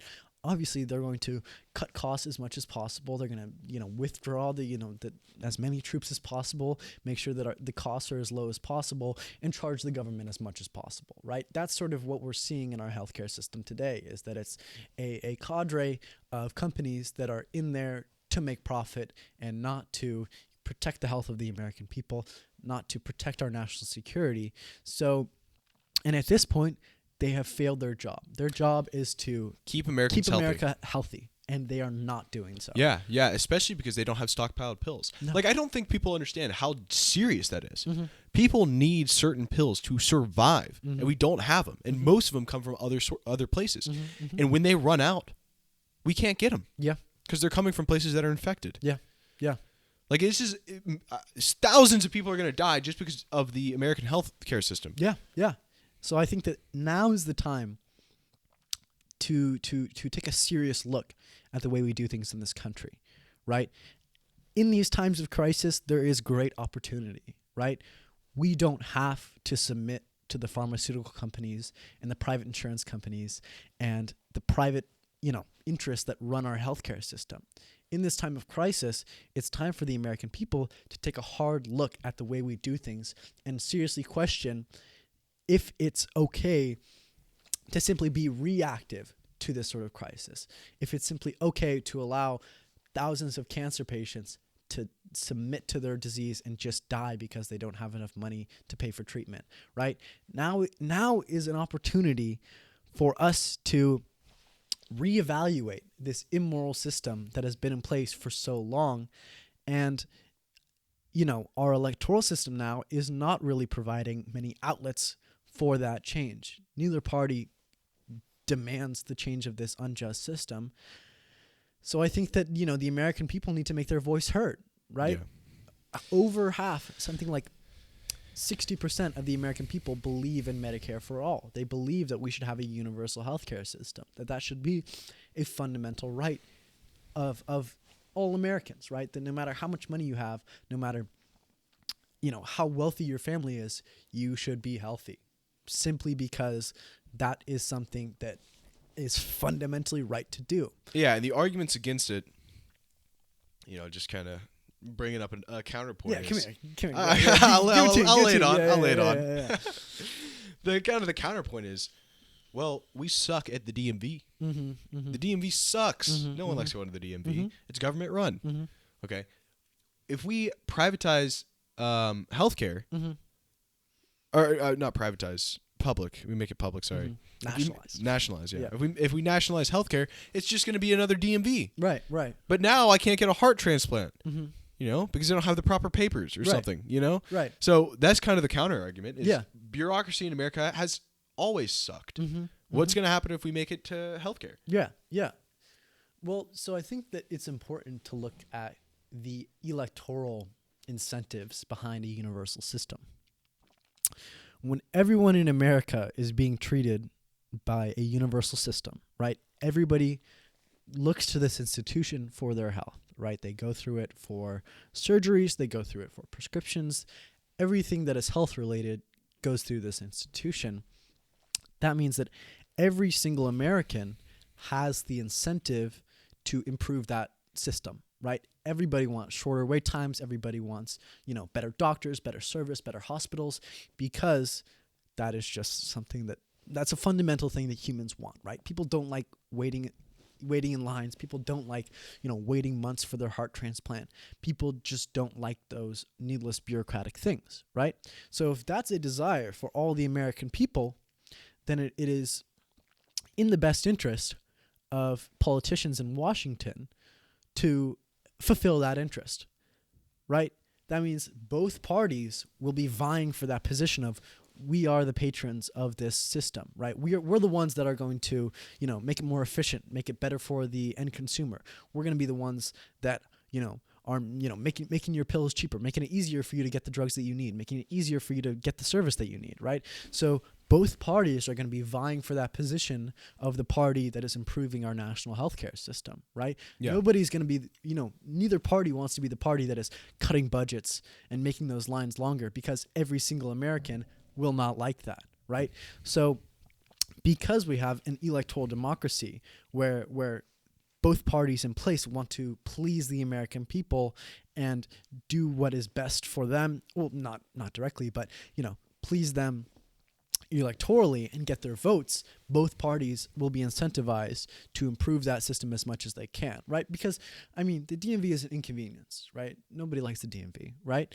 But it's not a big enough barrier to an everyday American's life for it to become an electoral issue, right? If either party... Someone ran on the idea that I'm going to improve the DMV, right? You'd be like, it's not the biggest issue. Who cares? Yeah, there's so many more important issues. Yeah, but if healthcare is brought to them... Healthcare is massive. It's huge. Everyone needs healthcare. It's such a big part of every American's life, and it provides the foundation for American life as a whole, right? So running on the platform that I'm going to improve our healthcare system would be popular across the board. I don't think anybody would oppose that. Say, fuck it, let's wait in line. I don't give a shit, Give more money to the military, right? Okay. I don't think many Americans would vote for that, right? Yeah, I do see that. Right? Yeah, that's a good point. Yeah, making it democratically elected. Yeah, so that people will actually vote on who gets to run the healthcare system in America. And they're going to be vying to make it best more as efficient. possible. Try to make it as good for the end consumer as possible, because those consumers are voters, right? That's right. Yeah. That's right. And I think it's also important to look around the world at the implementations of this stuff. Yeah. Like in Canada, it seems to be working perfectly fine. Yeah. Like I heard I was listening to Bernie Sanders. He said, if you need major heart surgery, you go to Canada and you get major heart surgery. You walk out of there not having to pay a dime. No. It's crazy. Yeah. It's crazy. Yeah, I think what we're really feeling today is that the privatization of healthcare has really hurt the American people, and it may even cause thousands and thousands of deaths in America. Yeah, as it does right now. It does, ignoring the coronavirus, right? Just in regular American life, there are hundreds of thousands of people that don't receive the care that they need, that, have to ration their insulin, right? That don't take as much insulin as they need because they're diabetic. There are people that, they need heart surgery, but they can't pay for it. So they just don't get it and they die early, right? That is the reality of the status quo, right? Yeah. It's not an anomaly. It's not something special that pops up once every 100 years. That is the way things are, and it is immoral. It sucks. Yeah. Yeah, I think in this whole coronavirus thing is is really going to hurt the American people in the healthcare system because there are going to be a lot of people who need hospitalization. Tons. If we continue on the trend that we're on right now, which is likely, because this coronavirus thing doesn't seem to be going away anytime soon. No. It isn't a blizzard. It's a long winter. It's a good analogy. It's a good analogy. It's not a blizzard. It's a long winter. Yeah. And there's going to be a lot of people who get infected, a lot of people who need hospitalization. There's going to be a lot of money given to private healthcare. Not only that, we don't have stockpiled pills. Most of our pills come from other countries. The other countries are not going to be sending us pills. Thousands and thousands of people are going to die as a result of bad business practices, not stockpiling pills. That is completely unethical. And it shouldn't be allowed after this whole coronavirus thing goes over. Yeah. Like, the health of the American citizens is primary to the functioning of the society as a whole. Yeah. It's fundamental. Yeah. And so, this whole coronavirus thing is just a way of showing how unprepared we are for dealing with a national health crisis. Yeah. So I totally see that. And, this whole coronavirus thing is really, not only is it affecting the physical health of the people, but it's also affecting the mental health of the people. People are becoming, myself, I'll speak for myself, I've been kind of in this weird state of mind where it's like, I'm depressed. I'm not going outside because there's a virus outside. Yeah. And there's a real, first off, America already has a real mental health problem, but it's not, it's, I don't know really where I'm going with this, but people are becoming more depressed because of this virus. Yeah, I mean, I think that's a general feeling, right? That the world is kind of falling apart. Yeah, absolutely. And like, there's kind of nothing we can do about it. Tom Brady went to the Buccaneers last night. Yeah, I mean, what is going on? What the hell is going on, dude? Yeah, that's for sure one of the four horsemen of the apocalypse, right? Tom Brady not being a Patriot. Yeah, exactly. Yeah. 20 years with the Patriots, signing with the Buccaneers. Yeah, the world's falling apart. I know. Yeah. Crap, we got some dead air here. We're gonna fill it with. Okay. Let's talk about the political reaction of our nation's leaders to the coronavirus, right? What's Trump doing? Right. Let's kind of look at a timeline, right? Yeah. And I'm gonna be coming up with this based on my, what I've seen in the media and on Reddit mostly. I'll be honest with you. What are the top posts that I've been seeing, right? All right. Can I let's pause? Let's pause real quick because I'm gonna hit the restroom. Yeah, of course. And we're back after that brief intermission. What were we talking about? The political response to the coronavirus.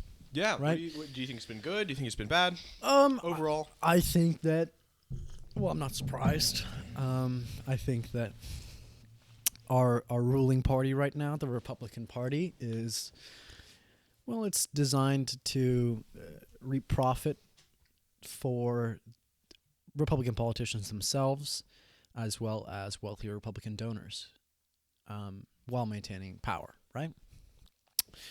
So before we get into Trump and his response, because, he's the guy. He's the guy, right?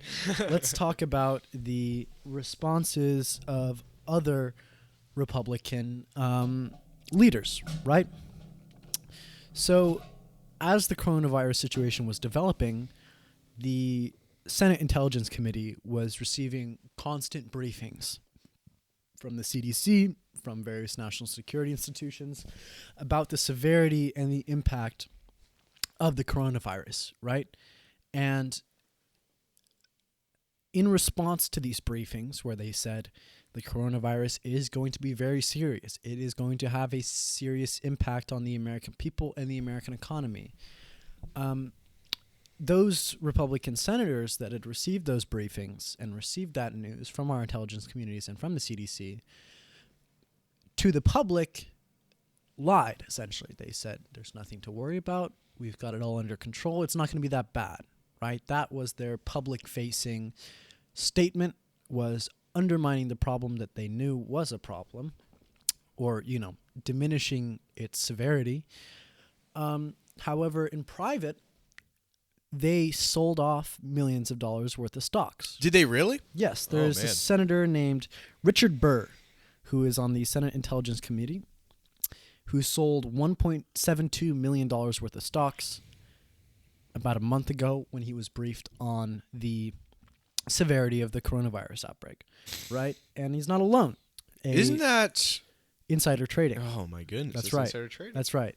And before I continue, another Republican senator from Georgia named Kelly Loeffler also sold millions of dollars worth of stocks after being in the same briefing and doing the same thing, going to the press and the public and saying that it's nothing to worry about, we are fine, while in private acting in her own personal best interest and selling millions of dollars worth of stocks because she knew the stock market was going to crash. That is serious insider trading. That is serious insider trading, right? And there was actually a bill proposed about 6 years ago or so that would have made it illegal for congresspeople to engage in insider trading. You know, using it would have made it illegal for congresspeople to use the information they gain as a member of Congress in order to benefit themselves financially through the buying and trading of stocks based on the news that they've got, right?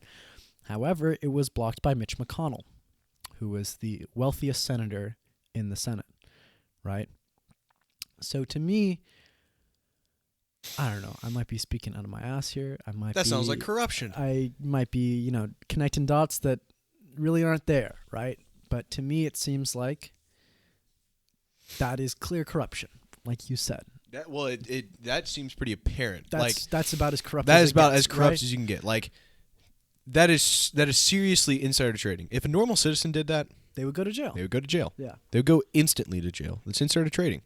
So that seems like a pretty clear case. I mean, if what you're telling me is true, which I believe you are, then they should go to jail for that. Yeah. Not maintain their position as leaders of this country's government, right? I mean, these are the people that are writing our laws and, making decisions for the American people. And the thing about insider trading is that it is often seen or portrayed as a victimless crime, right? That, you're just making some money off the stock market, right? What's really wrong about that? Well, the thing is, you are stealing money from everybody else that doesn't have that information, right? Everybody else, like you and me, right, that own stocks but aren't a member of the Senate Intelligence Committee, don't have that information. And we aren't able to trade stocks based on that information. So everybody else that hadn't sold their stocks yet, and kept the prices of stocks relatively inflated, were the ones that became the victims of this crime done by the leaders of our government. Yeah, right? well, definitely. Anybody that owned stocks and didn't sell them off a month ago, you were the victim of the crimes of our senators. Absolutely. Well, yeah, that has been outlawed for a very long time. Mm-hmm. Insider trading has been deemed very illegal for a very long time. Right. Because not everyone has equal access to information. Right. And if you have some, if you have increased access, like a politician does, then that's illegal. And another thing, you had said that they had been downplaying the severity of the virus in order to maintain the stock market stability while they sold their stocks. Is that kind of accurate? Exactly. So if that's the case, then not only were they lying, but that's like on a whole nother level of lying. Right. They are putting their own financial gain over the health of the American people. Yeah, because those people who figured, okay, well, this senator said it wasn't super serious. Right. She's my senator. I trust her. I trust her. Exactly. I voted for her. I voted for her. I put her in office. Yeah.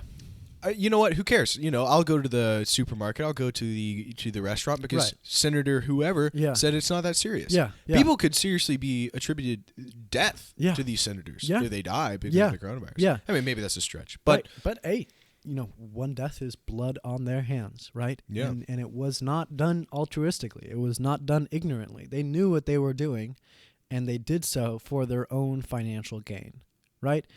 And the reason I'm not surprised about this is because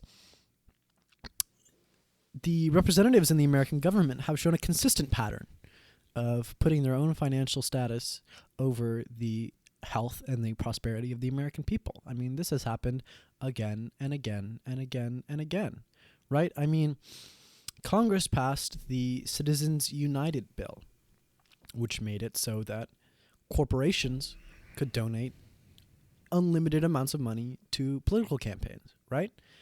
And to me, I know we've gone over this plenty of times, but when a corporation is donating money to a politician, it is purely for the reason of skewing legislation in their own favor, right? And if legislation is skewed in the favor of a certain industry, it is inherently skewed against the interests of the American people at large. It's undemocratic. It is undemocratic, and it is a betrayal of the values that this country was founded upon. Yet it has been allowed to happen again and again and again because the politicians that run this country are not in their positions altruistically. They are not there to represent the American people. They are there for their own gain, their own power, and their own wealth. Yeah. So that is blatant corruption, what we're talking about. Yeah. Blatant corruption. And that is seriously unethical. I think I'm trying to provide like a counterclaim, but it's kind of hard at this point. Yeah. It's like, how am I going to defend these corrupt politicians? Right. Well, here, let me defend corporate donations real quick. Right? That's new. It's a turn, huh? Right? Yeah. I mean, I think that it's, in order to be intellectual, you got to try and qualify both positions. Yeah, exactly, because there is always a counter argument, right? So the American tax and regulation system is extremely complex. There are regulations and taxes on different industries, that are, there's hundreds of thousands of them, if not millions, right? Specific regulations relating to, dental practices, right? That, dentists can perform these things, and, you need to have a dentist license in order to do this surgery. And, teeth whitening can only be done by, these dentists with this certification, right? And every single industry in America is affected by these taxes and these regulations, right? That, affect the specifics of their industry and, essentially provide the foundation for the American business environment, right? That these businesses take part in, right? And a fundamental part of business stability and profits is continuity and stability, right? The only way the businesses are able to make decisions for the future is by being able to predict what will happen in the future, right? Yes. By being able to know, what our income is going to be, how that income is going to be affected by taxes and regulations. Sure. What are the barriers and the guidelines that we are going to have to work within? And right? is it sustainable? Is it sustainable, and what decisions should we make based on, those barriers and those guidelines, right?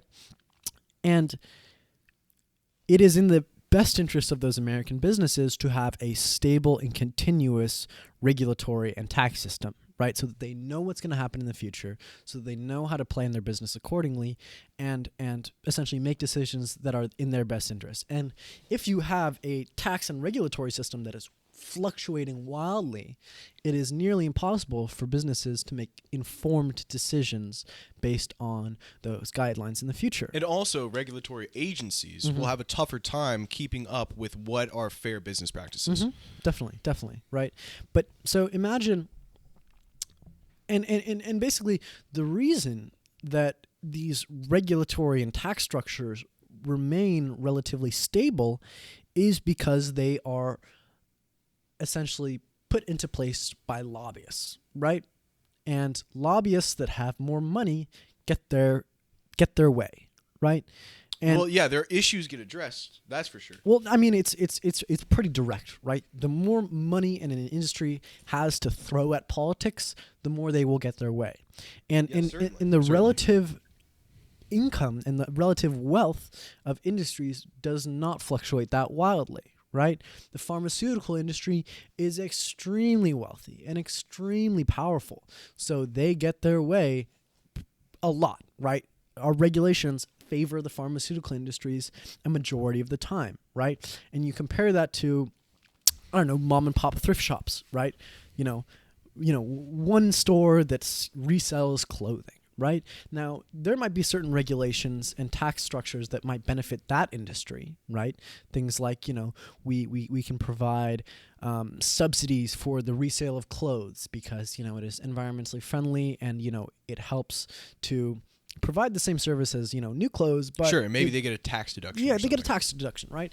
But mom and pop thrift shops, They're not being represented. they don't, because they don't have wealth, right? They aren't able to buy lobbyists the way, CVS or Nordstrom's or H&M are able to buy lobbyists. So therefore, their interests are not represented in government, right? And so by having, Well, let's make an important distinction here. yeah, Because we keep saying buy lobbyists. Or Uh-huh. you keep saying buy lobbyists. Now, what do you mean specifically? Like, how does one buy a lobbyist? well, lobbyists are essentially extremely wealthy and connected people, right? They're usually ex-politicians. If you serve 4 terms in the Senate, right, you can probably get a really cushy lobbyist job, right, where you get significantly more money than being, than as a senator. And your job is to talk to the other people, the people that are in power right now making laws, in order to influence them in your, vested interest, right? So if you're a lobbyist for the dairy industry, it's your job to go around Washington circles and, essentially you are a representative of the dairy industry, which means, if you are, you might talk to a senator from Wisconsin and you say, listen, the dairy industry is extremely powerful in your state. A significant amount of voters work in the dairy industry, right? And if you don't vote for this new legislation, you're going to lose the support of the dairy industry. Or they might offer them a carrot instead of a stick, right? They say, listen, we want to propose a new bill that, provides subsidies for dairy farmers, right? If you support that bill and help get it passed, we can guarantee $200,000 for your next congressional campaign from the dairy industry, right? Lobbyists are essentially the middlemen between industries that want their interests represented in government and the people in government that are making laws, right? Okay, because it isn't direct between the dairy farmers and the politicians. Farmers don't go to the Senate and talk to congressmen. No, they go to lobbyists and pay them a lot of money. Pay them money so that their issues get presented in the floor. Exactly. Right? And the more money you have, the better lobbyists you can buy and the more lobbyists you can buy, right? So if you have an army of 200 lobbyists that are all extremely powerful people, right? People that, have been Secretary of State or senators or governors or other powerful political players that have connections and relationships with those in power that are, those that are in power now, you are able to get your political will enforced a lot better than hiring one shabby lobbyist who doesn't know anybody, right? So having more money to throw at lobbyists it basically gets you direct results for your industry, right? And direct benefits in the tax and regulatory code. And it's allowed in our government. Right. It's under, there was a court case that's super famous and super important, which is FEC versus Citizens United, right? Which basically said anyone can make any political donation to anyone at any time, non-traceable. Yeah. Yeah. And it's really been attributed that the Supreme Court case has been attributed to tons of corruption within our government. Yeah, yeah. And, repealing citizens, is repealing the right word? Or overturning, repealing. Repealing. Yeah. Citizens United versus FEC would instantly eliminate tons of corruption that's going on in our society. Definitely. Because, I was, playing the devil's advocate right there, right? That's it's something that I consider, but it's not something I fundamentally believe, right? I think that at the end of the day, politicians shouldn't be representing corporate interests because they are an extremely small portion of our country and they are an extremely small portion of our, population, right? People that own these corporations, right? And ultimately, if you believe in democracy as a principle, then you should be opposed to the vast army of lobbyists that basically run the show in Washington, D.C., right? Because ultimately, by allowing lobbyists to influence political decision makers, instead of being incentivized to make decisions that benefit and please their constituents, they are now incentivized to make decisions that benefit and please those that have money, right? Which is how we get such a large income inequality in this country in the first place, because every institution, most importantly our government, is structured in a way that it benefits the wealthy and it automatically hurts the working class. Yeah, I can definitely see that point. Mm-hmm. I definitely see that point. And I think it's also important to mention that, well, you did mention, but also to reiterate that the benefits of a minority of a population is not healthy. Mm-hmm. Mm-hmm. That decisions should be made to benefit the majority. That's right. Always. Always. And John Stuart Mill, baby. Yeah. yeah, so I mean, again, like having this trend of issues presented by powerful men, by powerful I mean people with a lot of money, time and time again getting presented, ultimately hurt the American people. And for instance, Jeff Bezos didn't pay a dime in income tax. That's right. It's like, how? First off, how did he do that? Oh, tax loopholes. Well, where do those tax loopholes? How do those tax loopholes even get there? It's because he's paying politicians. Right. It's like, and his class has been paying politicians. It's right. Yeah, and to say, oh well, he was smart enough to understand that he could just find a tax loophole and that'd be great. No, what he's doing is he's making tax loopholes. He's making tax loopholes. Right, and he can do that with. See, I think there's this. I don't think people understand. Well, maybe they do, but some people just don't understand that when you have a certain amount of money, you influence politics in your favor. Well, you can. All investments are for a return. There's no reason that companies will donate billions and billions of dollars to large lobbyists and try and influence politics if they didn't see it as a way of them making the money back. Right. No one gives $1 so that they can just lose it instantly. Right. I mean, unless it's charity. At least if you're a company, right? Yes, if you're a company. If you're for profit. Yeah, exactly. There's no for profit, no nothing altruistic else. donations coming from corporations. Yeah, unless it's like for a charity that's like, giving food to homeless people, right? Or But something. Even then, it's even then there's still corruption that boost exists. your PR, right? Improve your public-facing image so that people will buy your product more. I think that even charitable donations, they always come with a I think tag. that's true. I mean, if it's like a non-public donation that we don't know, we don't see, and it's only given because of the person really does want to see kids in Africa have food, that is where there's no strings attached. Yeah, they're not using it as an investment, yeah. but even in public charities, I can totally see that. Yeah, but there's kind of this notion that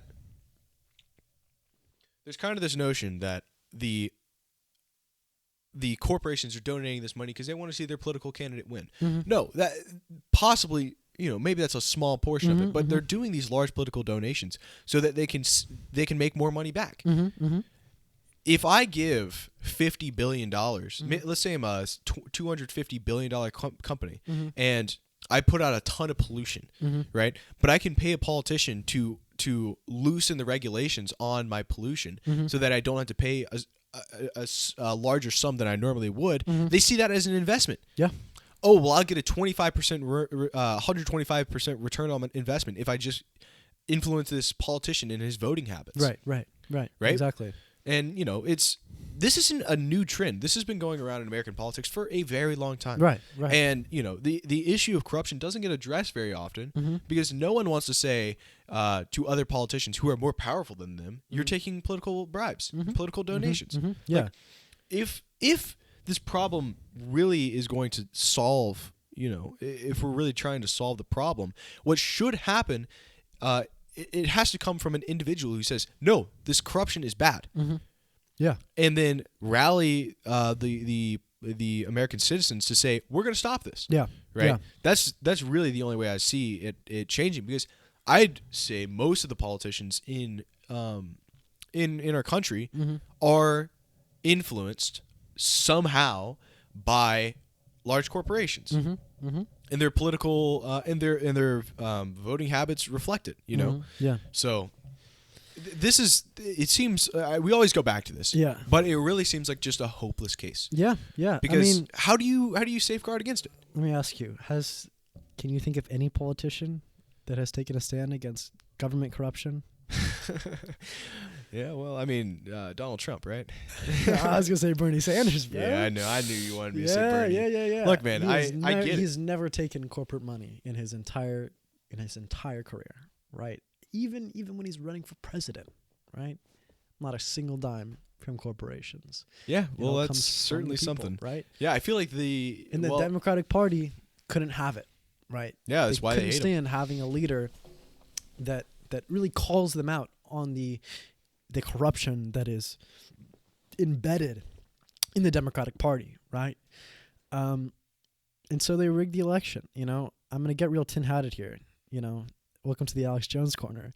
But throughout this primary season, we have seen time and time and time again that both the national and local Democratic Party establishments have put their thumb on the scale in favor of centrists and against Bernie Sanders, right?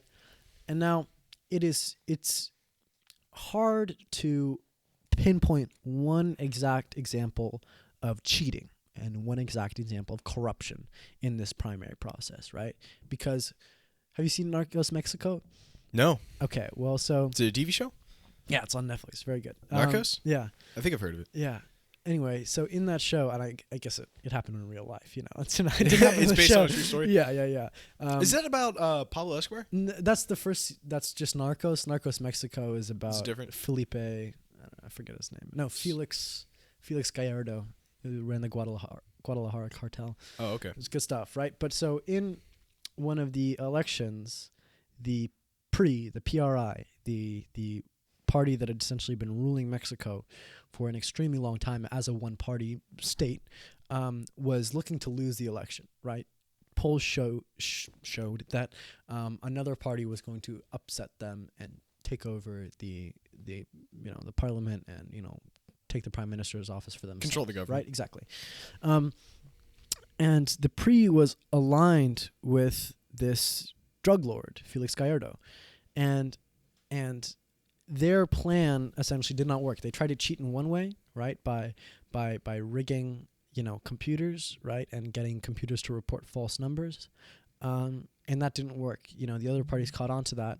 And so what they did is they asked Felix Gallardo and his army of cartel members to simply go to every single election station in the country and add a 0 to the PRI numbers, right? So they multiplied all the votes for the PRI by 10, right? Now that is a blatant act of election interference and cheating, right? That there's no hiding that, right? When armed gunmen break into every single election precinct, take the papers and just add a 0 to them, right? It's not that blatant here in America, right? That's not what's been happening, right? Instead, it's these small, incremental, supposedly, you know, accidental things that add up to an, you know, large election fraud, you know?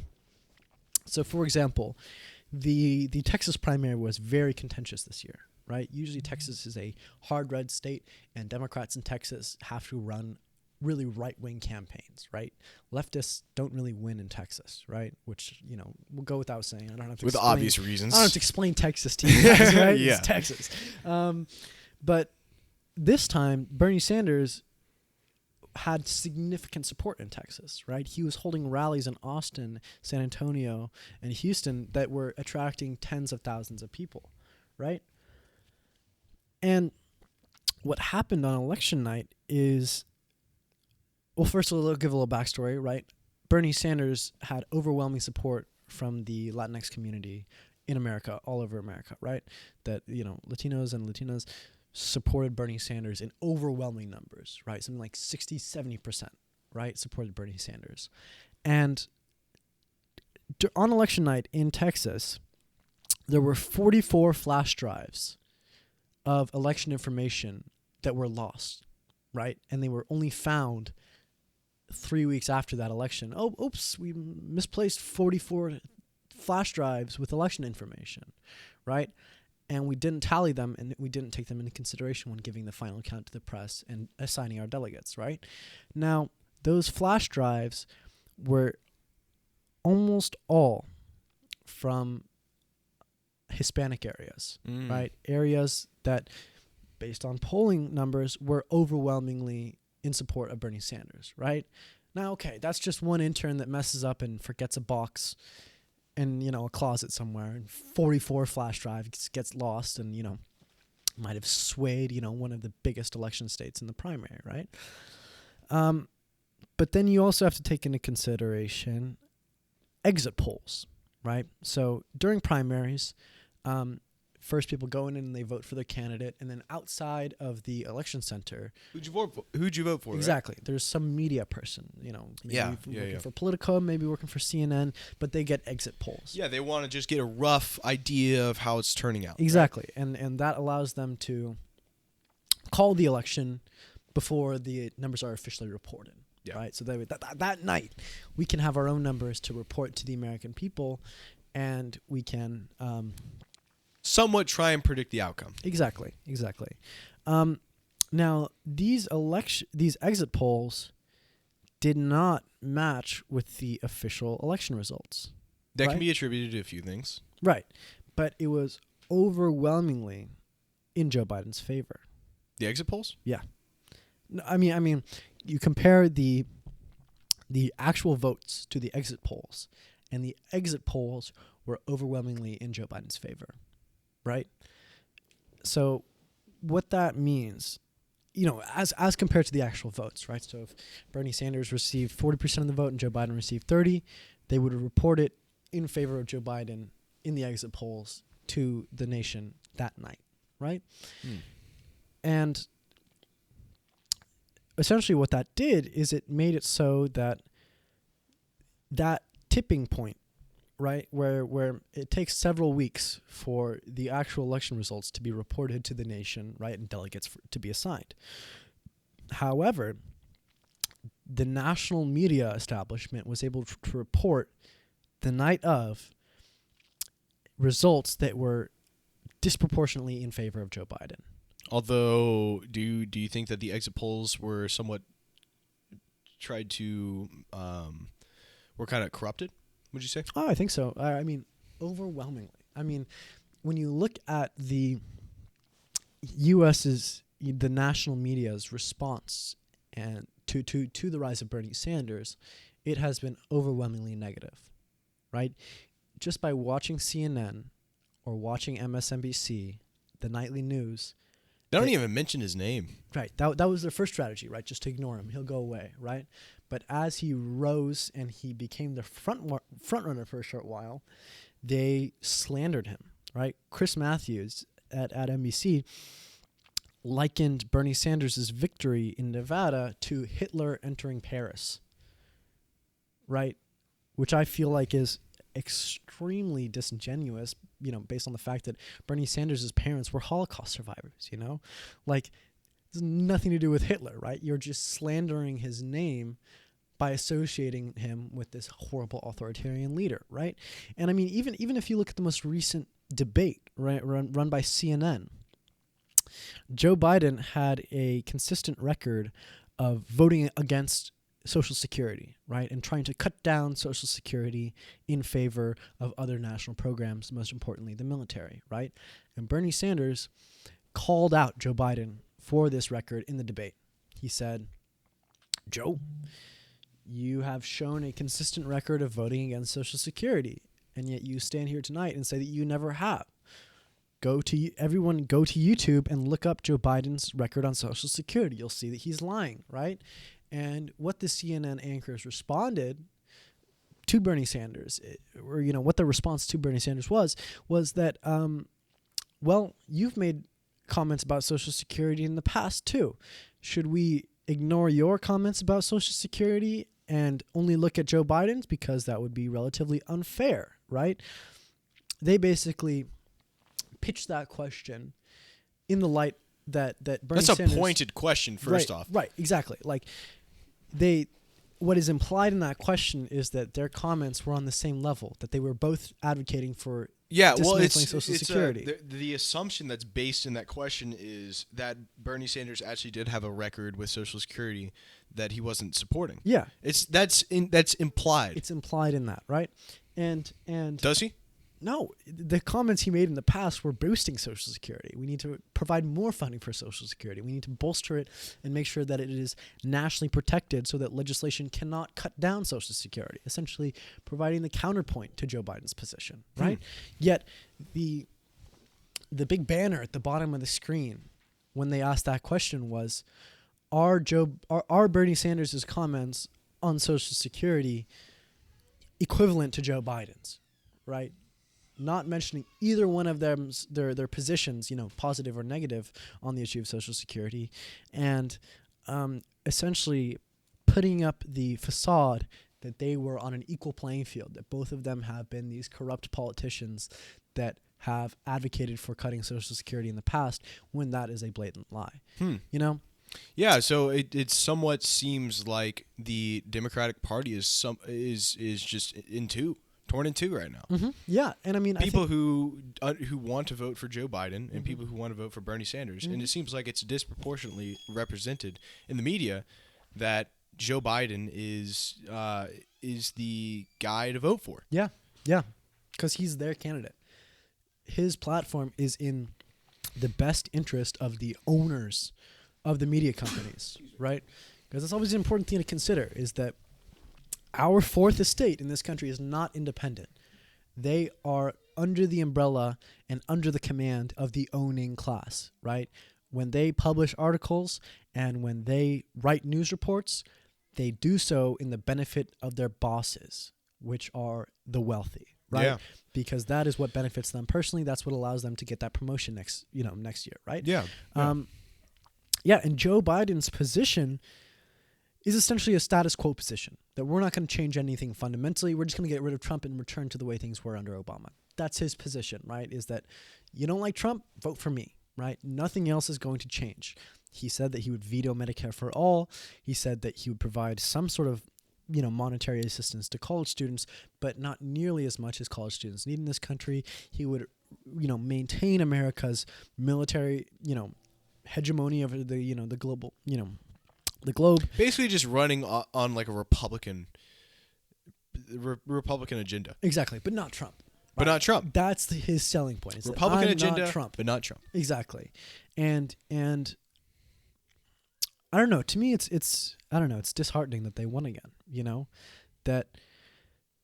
That I mean, Bernie Sanders hasn't dropped out of the race yet, but it's looking like that's what's going to happen. The campaign has started winding down. The campaign texts that I receive now are not for donations for the campaign, but donations for coronavirus charities, which I think is, pretty. It's altruistic, right? He's using his fundraising arm of his campaign to raise money for the people that are being hurt by the coronavirus, right? I mean, he's not out of it yet. There's still a ton of delegates to be given out, right? Right, but at this point in the race, the momentum is already to one side. And, unless Joe Biden gets the coronavirus, a miracle from God. I knew you were about to say something like, I hope he does. Yeah. Oh, man. Yeah, well. Then we're here's still in the race, here's how I right? see it. Joe Biden's not going to get elected if he wins the primary. Like, it's just out of the question. Right.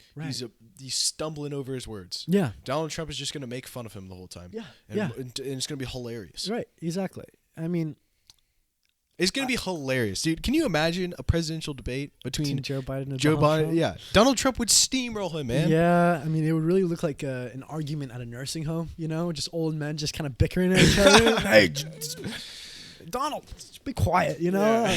I'll take you out back, like it's just, it'll be entertaining. That's It'd be for hilarious. sure. I would love to see it. I mean, right? here's the thing. If Biden gets a primary, which is looking like it is, Donald Trump's going to be our president for 4 more years. Mm-hmm. Like, it's just, I can't see another outcome than that. Yeah. Like, and, in the interest of not pulling a last 4-year cycle when Donald Trump had no chance of winning, like, I do strongly believe Joe Biden is definitely not going to win if he gets the primary. Yeah. Like, that is just, he can't speak, man. Yeah. And that's super important. People vote off of who they think's more genuine. Yeah, definitely. And I don't know. Yeah, I do agree with you that a vote for Joe Biden in the primary is a vote for Donald Trump in the general, right?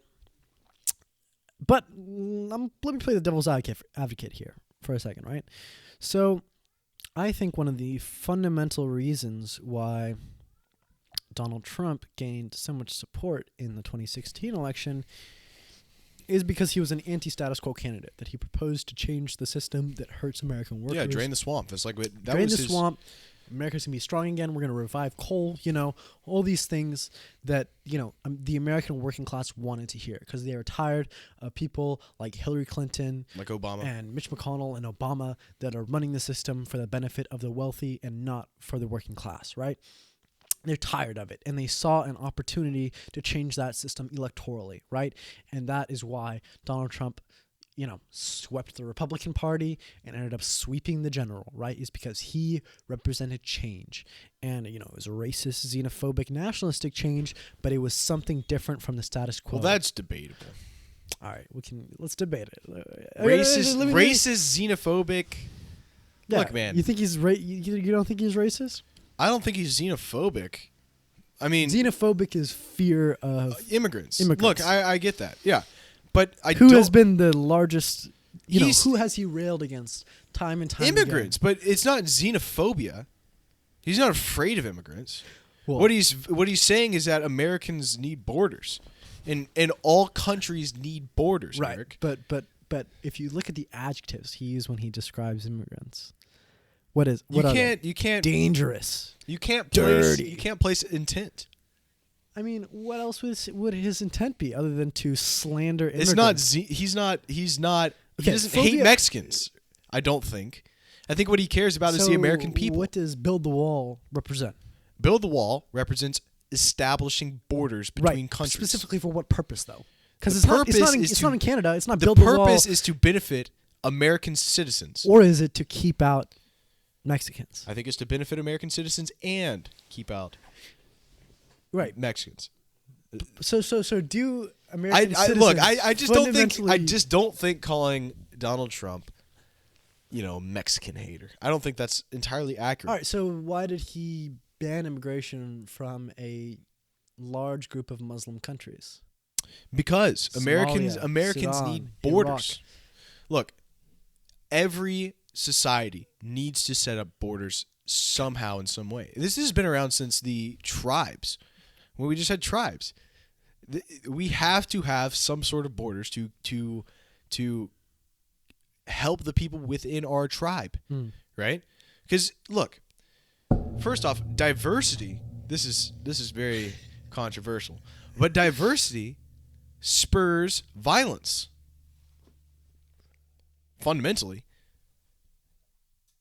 and I don't understand. I don't see any refuting that. Right. So when you have people of different ethnicities living together, they're bound to kill each other, right? No, that's not what I'm saying. All I said was that when you have diversity, it spurs violence. That's the data on this is pretty clear. I mean, I'll pull it. I don't have a computer that I can really search up anything, but diversity spurs violence. One way to track. You doing a quick search on this here? Please. No, keep talking. Yeah, well, diversity causes violence, and it's not because one group of people necessarily hates the other people. It's just we don't identify with them. If I see a white guy on the street, then I ultimately identify with him more than I would a black guy. Doesn't mean I hate black people. I love black people.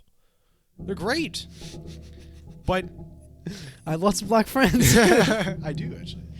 But all I'm saying is this: when you have a diverse group of people, they tend to fight. Did you see anything on that? It's just a bunch of academic articles that When you have a homogenous society, they don't tend to fight as much. Like Eric. So should we promote racial homogeneity no, I'm not in saying America? We should. Definitely not. Well, what's your point then? My point is this: that borders are important. Borders aren't. Why? Borders are important because you need to protect the people on the inside already. Racial diversity is bad and leads to violence. No, I'm not saying racial diversity is bad. You just said that. I'm saying racial diversity causes violence. I'm not necessarily saying violence is. Look, Eric. Let me qualify my position. Yeah. Because this is you're coming off as pretty xenophobic right now. I'm not trying to sound xenophobic. I'm not xenophobic, but having borders are important. Borders are, like we were talking about earlier, a myth, a universally accepted idea. Right. They're a line drawn in the sand by the privileged. No. Yeah. No. Yeah. In the Garden of Eden, right? Going back to Jesus, going back to religion. I was wondering, it took us a minute, huh? It's taking a little bit, but I'm going to go back there. Yeah. In the Garden of Eden, there were walls. There were walls. Why? To keep things out?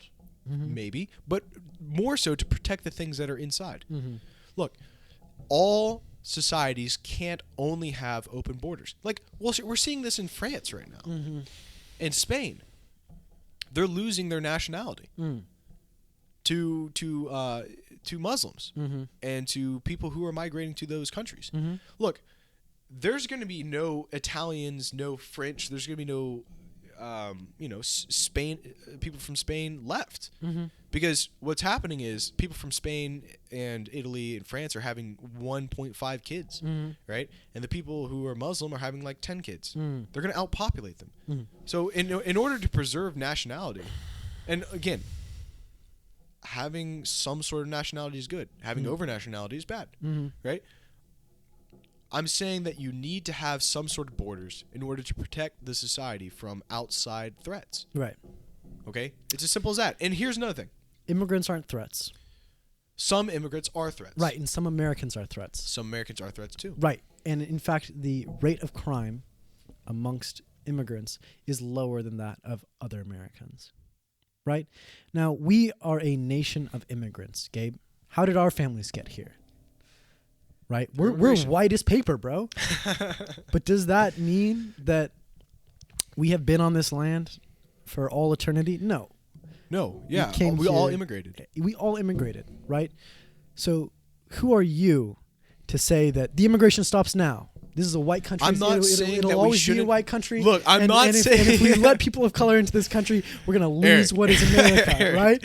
I'm not saying. Its diversity is its strength, Gabe. Look, American culture is a melting pot of the cultures of all the immigrants that have come here. That is our strength, Gabe. And I love immigrants. By curtailing that, you are undercutting what it means to be America. I am all for legal immigration. Right. I love legal immigration. I used to work at Five Guys in Colorado. Yeah. Every single person that had been there were, except for like a few of us pasty white high schoolers, were Mexicans. Yeah. And they were some of the funniest, nicest, most hardworking people I've ever met. Like there's this guy called Alfredo. Like the pasta sauce. Yeah. Who worked there. And he was from and our buddy Marinara. No, our buddy Maria. yes. There was so Alfredo was working there and he was the funniest, like was kind-hearted, never wanted to hurt anyone. He was like 300 pounds, built pure muscle, scariest looking dude, but the most kind-hearted, nicest, sweetest Mexican dude ever. Yeah. And he and I were best friends. He was like 45. And he was super hardworking. And I just always loved talking to him. I'm not xenophobic, Eric. I love Mexican people. Yeah. Like there's no malicious intent behind my position. Okay, let me just make that clear. There's no malicious intent. Yeah. No, I all understand you think that. Right? But when immigrants hear that Italy's not going to be Italy and Spain's not going to be Spain because Muslim people are coming to their country, to me, you're tying ethnicity to nationality, right? Black people can be French. Just because they weren't born in France, just because they're not ethnically French, doesn't mean that they're not French. Okay, they live in France. They speak French. They follow French culture. They are part of French society. Most people aren't willing to assimilate. They're not willing to assimilate to French culture because it's hard to assimilate. So that's exactly what happened in America when we brought over slaves.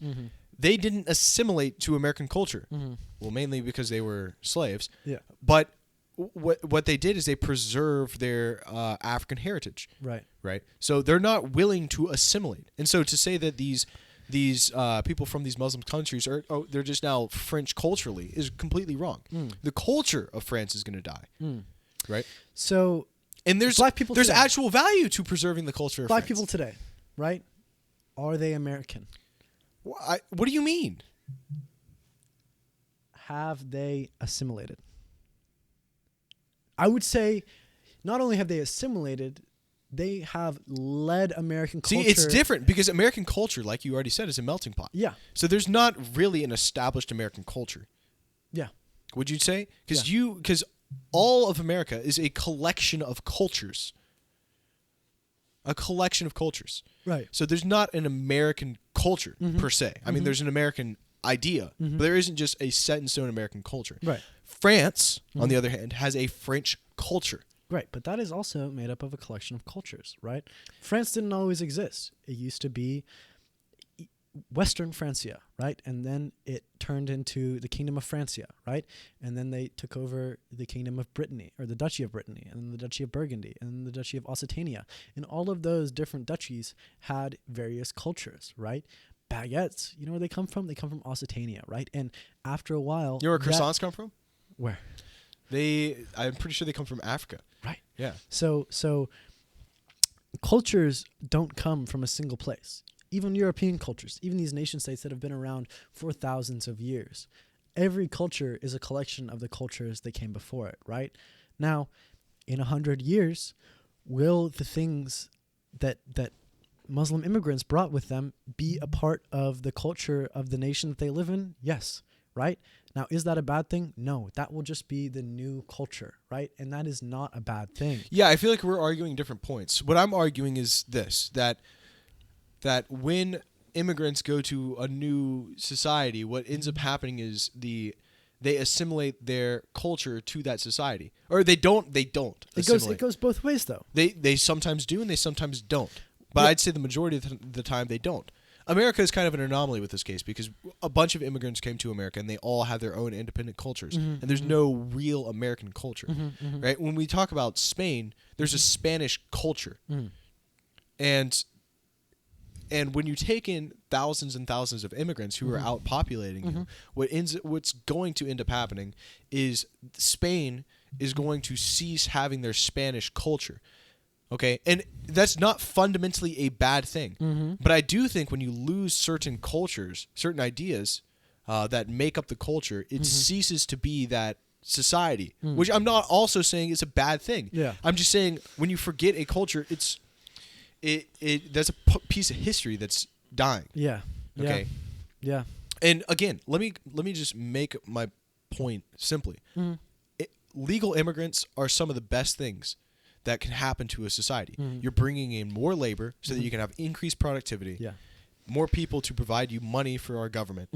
The society as a whole becomes just better. Yeah. Just better. Yeah. And I hate the narrative that all the immigrants that are coming in are somehow, these Mexicans in hoods who are stealing your money and they're just reaching in your pocket and have a knife behind your back. That's a terrible idea. That's not how most immigrants are. I'd say I can't say all immigrants, but the majority of immigrants, a vast majority of immigrants, are just people who want to come to America, make more money, have a good life in America. And I love that. All that I don't like is illegal immigrants coming to our society and then not taking funds away from the American people. I don't think that's good because they aren't American citizens. Okay. So illegal immigration bad. Legal immigration good. That's all I'm saying. All right. So let's look at the scenario of immigration through a Christian perspective, right? Would Jesus say, well, no, he didn't fill out the right papers. Let him starve in that refugee camp over the border. Would Jesus say, well, no, you have to wait in the line for 6 months and, hopefully you'll get your green card approved and you can come to this country. Sorry, that's the way the laws are. Or would Jesus say, treat your neighbor like love your neighbor like you love yourself, right? Would Jesus say, we need to stretch out our hand and embrace those that have less than? Illegal immigrants are some of the people that suffer the most in the world, right? And I think it is the duty of Christians to embody the teachings of Christianity when it comes to being sympathetic and being kind to other people, especially people that are of a different culture, right? I don't have a lot of Bible stories to back this up, right? But that seems like something that Christianity promotes and it preaches, right? Is kindness and sympathy and being loving to people that you might otherwise not love, right? That is a fundamental part of Christianity. And by not embodying that, you are not being a good Christian. Yeah, you are being a good Christian. That's a very excellent point, Eric. Yeah. And I'm kind of torn right now because now I'm kind of realizing my position is more with the government position instead of the Catholic position. And I should be following the Catholic position. Mm-hmm. So I want to make a distinction. The government is not the Catholic Church. Mm-hmm. Ultimately, my allegiance is to the Pope and to the Catholic Church's teachings. And so, yes, that position I have to accept. Like you said, is fundamental to Christianity to help the people that you wouldn't normally help, Mm-hmm. to help the people that are suffering the most. Mm-hmm. That's what we should be doing, helping Yeah. the poor. Yeah. And so, not trying to discourage my other point, but Mm-hmm. the new point that you brought up, I have to follow. Yeah. Because it's the Catholic Church's teachings. Yeah.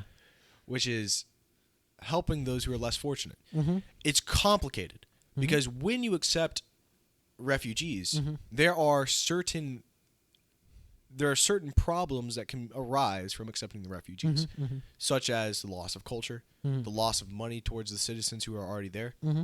Now, should those sacrifices of the benefits of the society itself, Mm-hmm. should those benefits trump the loss of money that potentially would go to the citizens, Mm-hmm. instead give them to the poor? Mm-hmm. Yes. Yeah. So I see that. Mm-hmm. But there's a lot of nuances. Mm-hmm. It's a complicated issue. Yeah. Should we help poor people? Yes. Yeah. Okay. There are some stipulations. Should we just accept everyone with open arms all the time, Mm-hmm. no matter of their history or their background? Mm-hmm. It's complicated. Yeah. Like, Yeah. Definitely. and this is a very good point. And Mm-hmm. and if I do want to follow the Catholic Church's teachings, which I do, Mm-hmm. then I do need to accept everyone lovingly Mm-hmm. and try and help them the best I can. Yeah. And I know that's kind of a cliche, but Yeah. but it's important that we treat other people the way we want to be treated. And Yeah. you're right. These refugees are some of the most suffering people in the world. Mm-hmm. Probably are Yeah. the most suffering people, other than the people who are like dying instantly. Yeah. But they don't have food, don't have good shelter, No. don't have very clean water, Yeah. are just in tents for months and months and months with 10 kids. Mm-hmm. Yeah. Should we help them? Yes. Mm-hmm. Should we do everything in our effort to help them? Yes. Mm-hmm. There are stipulations. Like, this is such a complicated issue, and we're doing this at the end of the podcast. Mhm. Well, near the end. I don't want to Yeah. do it now, Yeah. but, Yeah. but I'm kind of running on half a brain. Yeah. Right Yeah. now. Yeah.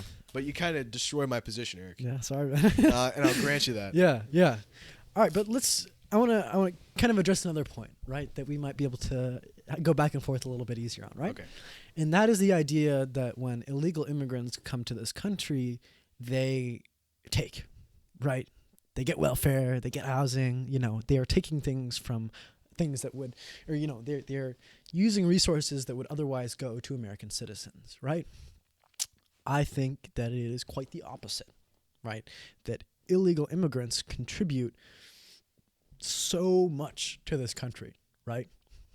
Because they come with nothing, right? And when you come to America with nothing, how do you feed yourself? How do you get a house? How do you send your kids to school, right? How do you get a car, right? All of those things that illegal immigrants do and have, right? By working your ass off, right? By working for 14 hours a day and doing backbreaking work, doing grueling work that other people don't want to do, but you don't have the option to do, work in an office, right? Because you don't have a college degree, because you don't have, a green card, right? You are forced to do the worst labor that this country has to offer, And, I as I'm continuing with this point, I don't want to be racist, I don't want to, Yeah, there's no right? there's no malicious intent behind either of us. Right. Just keep that in mind. Yeah, I'm trying to tread carefully here, right? But illegal immigrants bring so much to this country just from a purely economic sense, right? Without illegal immigrants, our agricultural industry would be in shambles, right? And without illegal immigrants, so many of the things that we rely on for our everyday American lives, our affluent American lives, would not be able to function, right? Illegal immigrants, through their suffering and their hard labor, provide the foundation for other American workers to do more productive labor, if that makes sense. Yeah. Right. Because the lower paying jobs are filled. Exactly. I mean, yeah. That's really what. And it's not necessarily a system I'm advocating for. I'm not saying that illegal immigrants should be stuck doing the worst labor that our country has to offer, but that is the current situation that we are under, right? And those illegal immigrants contribute so much to America, and the idea that they come to this country and they take is illogical, and it is quite the opposite. They come to this country and they give more than any other. Yeah, well, let me just provide an example here, right?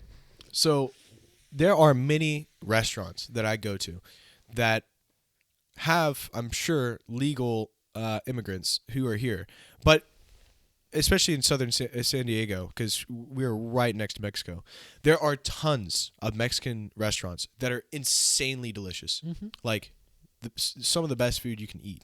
It's insane, and those positions in the Mexican restaurants are all filled by Mexican people, and they bring something good to the table, literally, and also, and figuratively as well. Yeah, right? Exactly.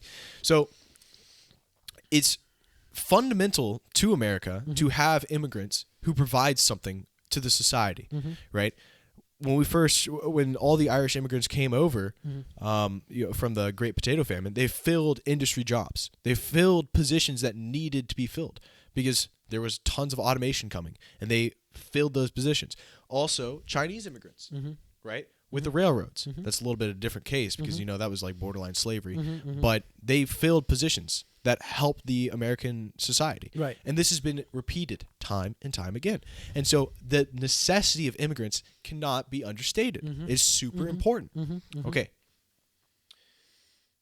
Yeah, that's pretty much what I want to say. Yeah. Immigrants are a valuable part of our society. Not only valuable, but vital. Vital. Right? Yep. Without them, we would not be able to live the lives that we do currently, right? And I want to reiterate that I don't think that illegal immigrants should be stuck doing those, backbreaking jobs. I don't think that they should be forced into that role as a menial labor. But let's also address it's an improvement probably from previous lifestyles. Right, exactly. That is why they came here in the first place, right?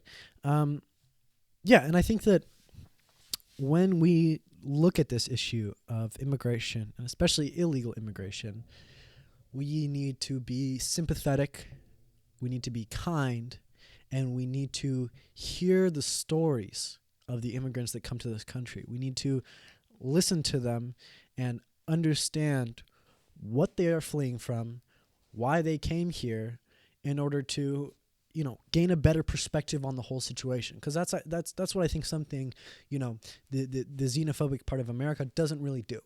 They don't listen to the voices of the immigrants that come to this country and improve this country. They listen to their own perspective and other people that are copies of them, right? And they get caught up in this groupthink that immigrants are bad, immigrants are dirty. They come here and they take, right? They're leeching off our welfare, and it creates this vicious cycle of xenophobia and racism that harms the hardworking people of this country immensely. See, I think why the counterposition, which is I shouldn't necessarily say is valuable, but it has some truth to it. I think one of the reasons why the counterposition is so popular is because it's a narrative that could possibly be true. Okay, that the immigrants who are coming to our society are taking some sort of funds away from the American people. But even if they are taking funds away from the American people, I think you could make a valuable argument that says they're providing more valuable work, more valuable labor than what they're actually taking. By far. There's a big disparity between you think those so? two numbers. Yeah. And so I don't know of any data that really shows the difference between those two. I'm sure it's out there, but I think, if I were on the opposite position, I'm kind of I kind of have a weird position on this. Like, like you already destroyed my position earlier. Not destroyed, No, not destroyed. It's very Socratic. You showed me a different way of thinking about it. Also, it's easy to argue with you because you're such a Christian, right? Yeah, which I really respect, right? That you're a true Catholic and you believe in the Catholic Church teachings, so it's easy just to reference the Catholic Church in order to bolster my own argument. Yeah, that was good. I'm a little bit more slimy, You can't get me in a corner like that. Slimy at all, Eric. Yeah. Look, I didn't even consider I was getting all wrapped up in the American position. Yeah. I'm not fundamentally an American first. I'm a Catholic first. Yeah. And so I do what's proper to the Catholic Church's teaching before the government. If the government said tomorrow that all Catholics have to be, whatever, not Catholics, I would actively go against that. Yeah. My church comes before the state. Yeah. And I respect that. Yeah, thanks, man. And, I'm not doing what's right for the American society if it's against the Catholic Church's teachings. That's number one. But yes, that was a really good point. Yeah. I think, kind of in closing, because I think we should wrap this up. Yeah. Getting at the 3-hour mark probably. Yeah. In closing, immigrants probably provide more good than they do bad. And if that's the case, then we should just let in more immigrants because that'll be positive. We'll go positive. We won't go negative. Right? If we just continually say that we should not have immigrants, we shouldn't have any more immigrants. We already got enough immigrants. Stop it. Yeah. That'd be bad because I do believe that they provide more good than they do bad. And I've known a lot of immigrants like Alfredo and Maria, my 5 guys, who were just the most hardworking, kind, nicest people ever. And if that's kind of the case with a lot of them, then why have these rigid borders? Definitely. So yeah, do you want to have some final remarks? Yeah. I don't know. Can we talk about coronavirus a little more? You wanna? Yeah. We'll end on that. So let's look at Donald Trump's reaction and his response. Yeah, we just read the CDC, the presidential suggestions or whatever. Decree or whatever. Yeah. So a month ago, Donald Trump essentially took the position that this is nothing to worry about. We got it under control. Don't worry about it. We're stopping the cases. Don't worry, right? Everything's good. Everything's going to be fine, right? And he essentially held that position up until very recently and consistently lied about the facts of the matter, right? He said that the CDC is going to have a vaccine within 2 days, right? And we're going to have medicine that treats the symptoms within, a week, right? We're going to, all these things are happening and they will happen. And, the American people should not worry about this situation, right? However... Was that what was being pushed? Yeah, that's what he was saying. In his press conferences, he went to the CDC, said, everything is perfect. The test is perfect. Don't worry about it. I'm not going to do a Donald Trump voice because I think it's a little corny. But yeah, that's something, you can imagine he say that, right? We have it all under control. It's all under control. Don't worry about it, right? We said we wouldn't do it. It's too easy. And then yesterday, what he said is, yeah, it's a pandemic, and I was saying it was a pandemic long before anyone else was saying it was a pandemic, right? So it seems like to me, now, what he says is one thing, right? It's proven that he's a liar. He lies about a lot of things, and he essentially uses his position as president to further his own interests and the interests of his allies and supporters. Oh, come on. That's debatable, Eric. All right. You can't just put that in there. He just hates the American people and only helps corporations. Come on. Yeah. I mean, well, look at what the Republican Party has done in response to the coronavirus, right? The Federal Reserve, which is controlled by Republicans because we have a Republican Congress and a Republican executive office, spent $1.2 trillion in bailouts to investors, right? They spent that much money just giving it to investors whose investments had lost interest so that those investors could continue to buy U.S. Treasury bonds and maintain the deficit cycle that America has been trapped in, right? Wait so that a is sec. Well, there's $1.2 trillion dollars that went to the wealthy. Well, that also helps the American people, Eric. Yeah? Yes. All right. So let's look at how that could have been spent. $1.2 trillion. That is so much money, right? That money... We're trying to defend against a depression. Right. And I think that there are plenty of ways to defend against depression, right?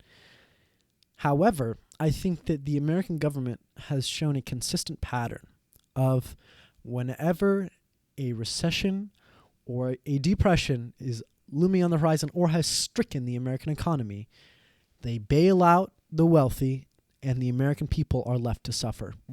This isn't necessarily directly hurting the American people.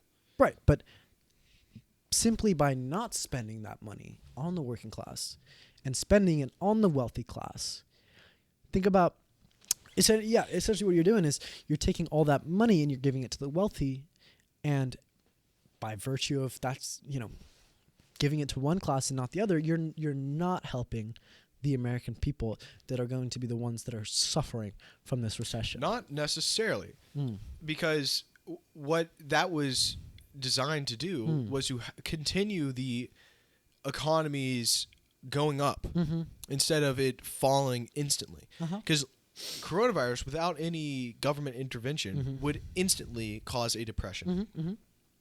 Thousands and thousands of companies will fail as a result of the coronavirus. Yeah. And so government subsidies to these companies will continue a recession, but not a depression. Yeah. Well, so this wasn't a bailout for companies. This was a bailout for financial investors, right? Financial investors own certain companies. Right, but it's not going to the companies themselves. It's going to their shares, it's their going stock. to the wealthy people that own those shares. But they're investing money into the companies, so the money is going to the companies. Not right now. Where's the money? They are sitting on it. They're going. They haven't invested the money? No. Now it was given to them in order for them to continue to buy U.S. Treasury bonds, right? So it's just investing back into the American economy. No, it's investing into the American wealthy class, so right? that interest rates can be low, so that they can continue to reap profit off of the American people, right?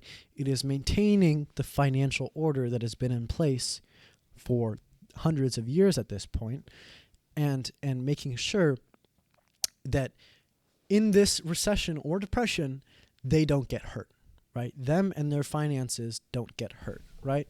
So well, okay, you got to consider. Let me look at the alternative, right? Well, let me just interpose this real quick because I think this is important. If the big companies fail, then the American middle class will also fail. Right. So there's a couple of different ways to combat that, right? You can give money to the companies at the top and reward them for their bad financial decisions in the past, right? Most of these companies, right? Let's take airlines, for example, right? Over the past 10 years, airlines have spent a majority of their cash reserves on stock buybacks, which means that they buy stocks back from stockholders, which increases the price of the remaining stocks, so that those people that own the remaining stocks are happy with the company because it automatically increases the price of the stocks that they have, right? Yep. So that money is because there's less stocks. There's less stocks, right? It's simple math, right? Yep. So that money that these airlines have accumulated is being spent bolstering the wealth of the owning class, right? Instead of holding on to that money and saving it for a rainy day, which we are experiencing right now. A stormy day even, right? It's not just raining, it's pouring, winter. Right? So after those bad financial decisions, right? And there are companies that don't have to experience this, right? There are ways. So in the 2008 recession, almost all of the car makers were bailed out by the government. Yeah, right. General Motors got a massive subsidy, and billions of dollars, right? That went to these companies that made bad financial decisions. However, there was one automaker that didn't need to be bailed out. Ford, exactly, because their CFO, instead of spending money on stock buybacks, instead put it in the bank for a rainy day, right? And then when the recession hit, and they didn't need any bailouts. They didn't need any bailouts. Which is why my dad buys Ford cars. Right.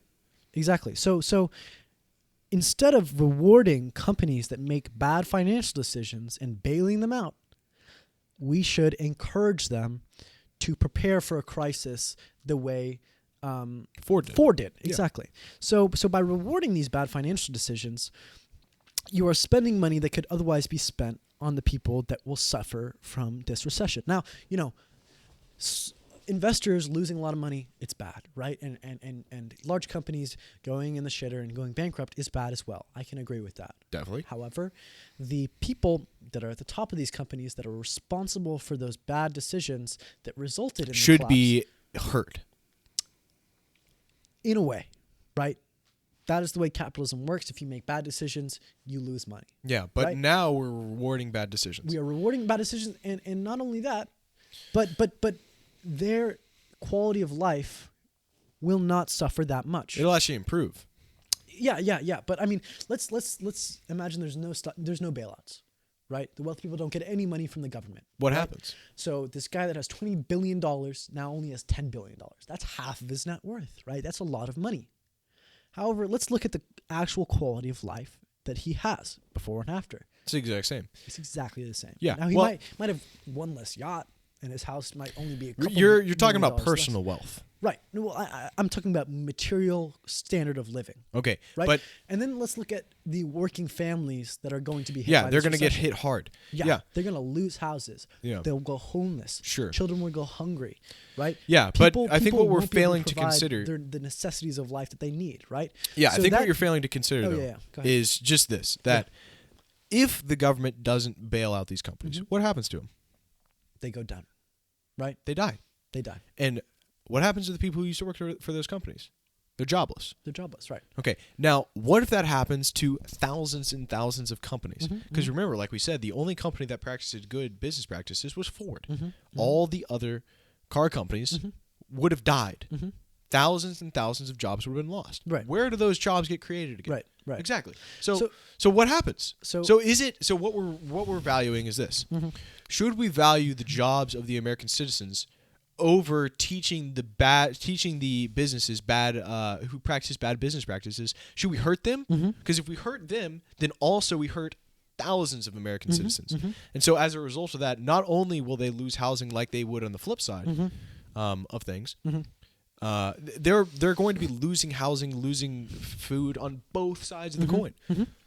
Well, that's not see the way our government does bailouts now is it's essentially a blank check. Yeah. Right? It says, you need this money, here, have it. Right? And there's no stipulations.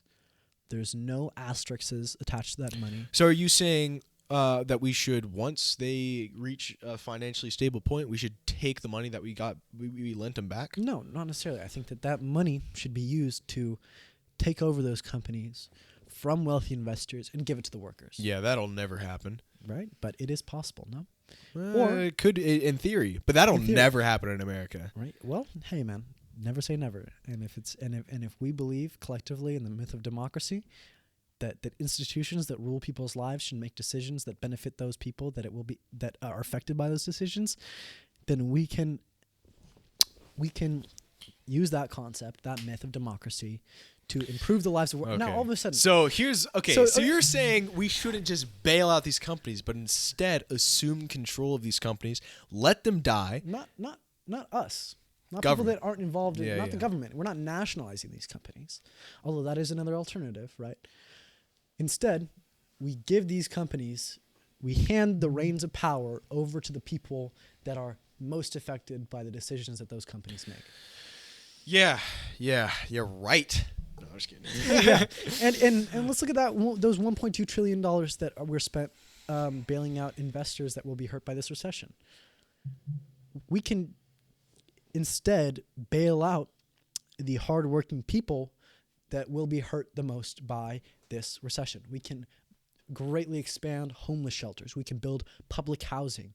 We can institute food safety nets, right? So that if your family doesn't have enough food, then we can provide it for you. We can do that, but that's a short-term win. right? And is giving $1.2 trillion away to the long-term play. How? Because those companies succeed and the jobs still exist. Okay, so imagine. But if you just say, okay, we're not bailing out these companies, but instead we're going to provide food. It's once a short-term win, because once the depression recession ends, once this whole coronavirus thing blows over, then the people can't go back to their job because it's gone. Yeah. So it's a short-term play. All right. So once again, I hate to get real nuanced here, right? But there's a difference between bailing out companies and bailing out investors, right? When you're giving money to the companies themselves, they will use that money to maintain stability over the long run, right? Make it through this recession and weather the recession and retain those jobs that people will be losing, right? That is something that I am in support of, right? Now, I don't think that money should be given in a blank check. I don't think it should just be given away without any stipulations. That's our taxpayer money. We should make sure that it comes back to benefit the American working class, right? However, there's a difference between bailing out companies and bailing out investors, right? Because instead of giving money to companies, that $1.2 trillion went to private individuals that were invested in the American bond market and the American stock market. Because they don't want them retracting. They don't want them taking out all the shares that they own. Because if they take out all the shares they own, then the company fails. How?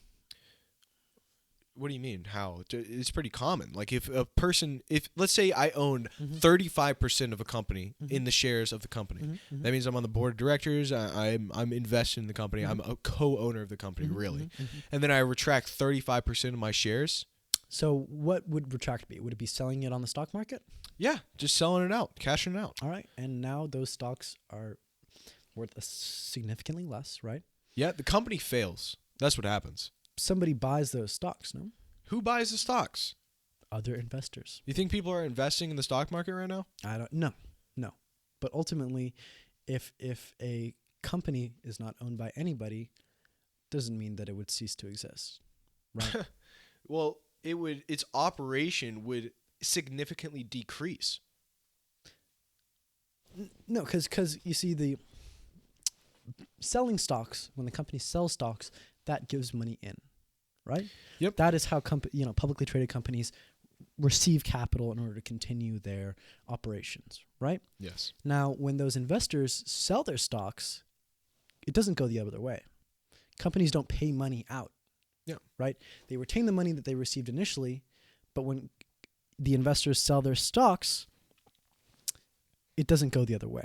Sure, understand what I'm saying? Mass sell-offs of stocks cause companies to fail. Because as the price skyrockets down, right, it drops significantly, right? The remaining investors liquidize the company, right? Yep. They say it's a massive cash out. Right. We're going to sell all the assets. This company is no longer viable.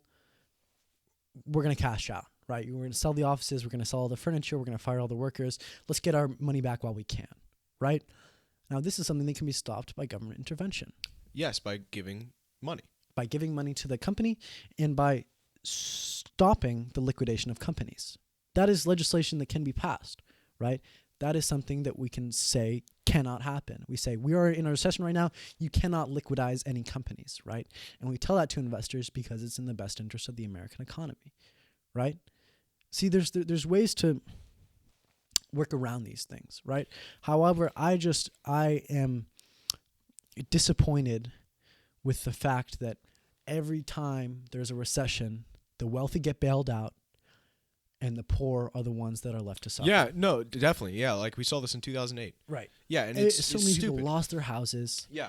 Nobody went to jail despite criminal activities. Seriously. Right? Like serious criminal activities. Right. They destroyed like That was more blatant though. Right. This is caused by a virus. Yeah, you can't arrest a virus, right? Yeah. But the amount of suffering and damage done to the American people in 2008, people are still in debt because of it. People are still in debt. And the people that perpetrated that crime are walking around freely. They gave themselves bonuses. Yeah, that was messed up. I totally agree with that. This is really what I'm trying They did more damage than the terrorists on 9/11. Yeah, we destroyed 2 whole countries because of that. Yeah, well, this is really just my point summarized. I mean, I totally understand your point, Gabe. Yeah. Like thank you. You're making great points, right? That Yeah. there are certain things that must be upheld in order for the the longevity of the American economy. That's right. And if we just cashed out, if we didn't bail out any of these companies, then the jobs would ultimately fall short. Like people would, after the whole coronavirus thing blows over, no one's going back to work because their company is completely failed. Yeah. And I don't think people understand this well enough, that so many companies in the United States are going to go out of business, gone, because of this coronavirus. So many of them are unprepared to deal with this massive financial hit. Yeah.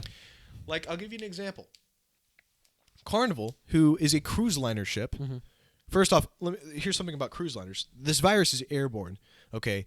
Completely airborne. If you're within 6 feet of another person, you have a very significant chance of catching the virus. Cruise liners are notorious for recirculating air in the cabin, so the air that people breathe gets recirculated.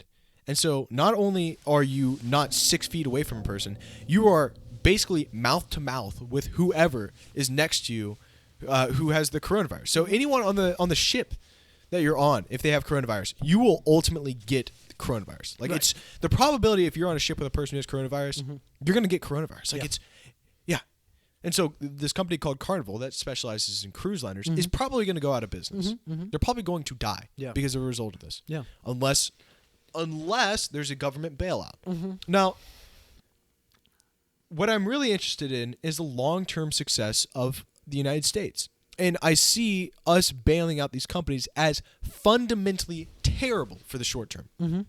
It hurts the American people. That is my money that I pay to the government so that it can go to the hands of people who are unprepared to deal with this, right? Yeah. And there's this weird dichotomy going on that no one really needs to prepare for a massive virus because it'll hurt my profits, but I don't care because I'll get a subsidy from the government. And if that is the reason why these people are being unprepared for certain crises, then I think that is fundamentally bad, but I don't see how you can guard against it.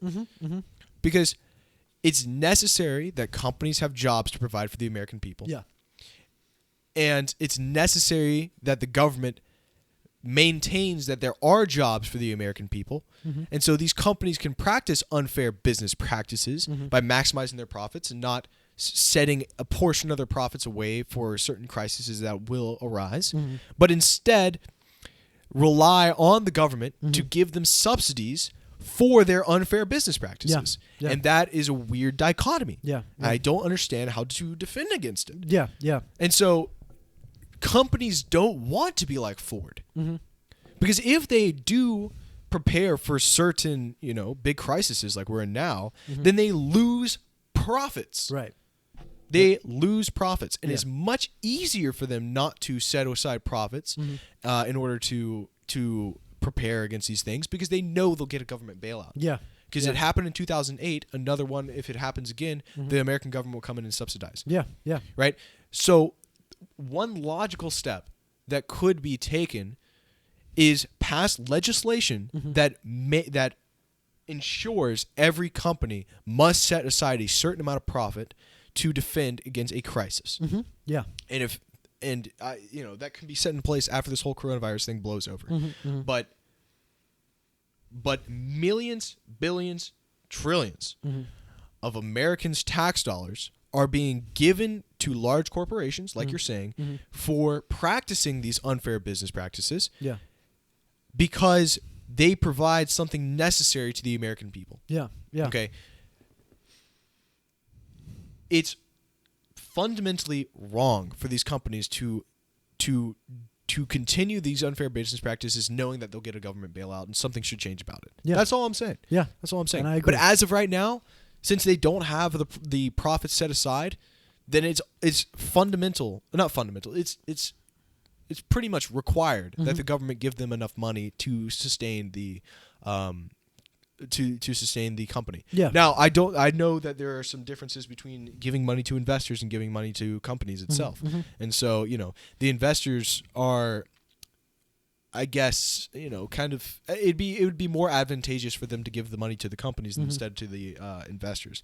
But, I don't know. You got anything to say about that? Yeah. Well, so I think that It would be more advantageous to give money to the companies, right? Yeah, and I think that I'm glad that we're on the same page, right? That this is an unfair system, and that the American taxpayer cannot be the one bailing out these massive companies every time there's a crisis. Yeah, right? and there should be some law, right, to ensure that these businesses can't, just rely on a government bailout. Yep, definitely.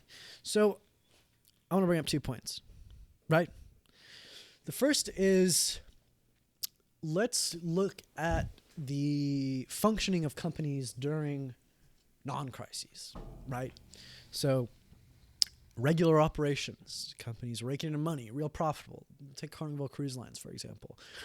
Making lots of cruises, making lots of money, serving buffets, all the good stuff that makes them money, right? So that is money that could either be put away for the event of a crisis, or it is given to the people that own the company, right? Either through dividends or, increased stock prices. Or buybacks. Or just, if it's owned by one person, that person just makes all that money privately, right? So ultimately, all that money that could have been put away for a crisis is now in the hands of the owners, right?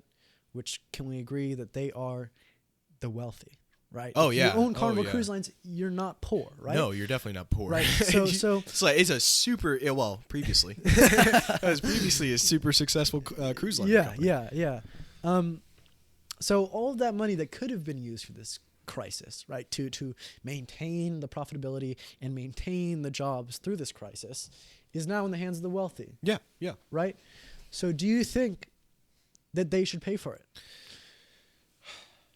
The obvious answer is yes. Yeah. Okay, but I don't think that they should pay for it right now. Because if they pay for it right now, then thousands of jobs are going to be lost. Do you get what I'm trying to say? Like, it's weird. Yeah. No, it's definitely, times of crises are the hardest times to make economic policy. Oh, yeah. Right? Oh, yeah. It's nearly impossible, right? But see, the thing is that money can be spent to create filler jobs quite easily, right? Look at what FDR did during the Great Depression. Yeah, the New Deal. I was just thinking that. New Deal, right? You create relatively meaningless menial jobs. Yeah. When people go out and plant trees, right? Or pave paths for hiking. Exactly. Using that money, you can create these low-cost institutions that provide direct relief to the American working class. Yeah, and I'm on the side that the New Deal actually ended up working. Yeah. Oh, definitely.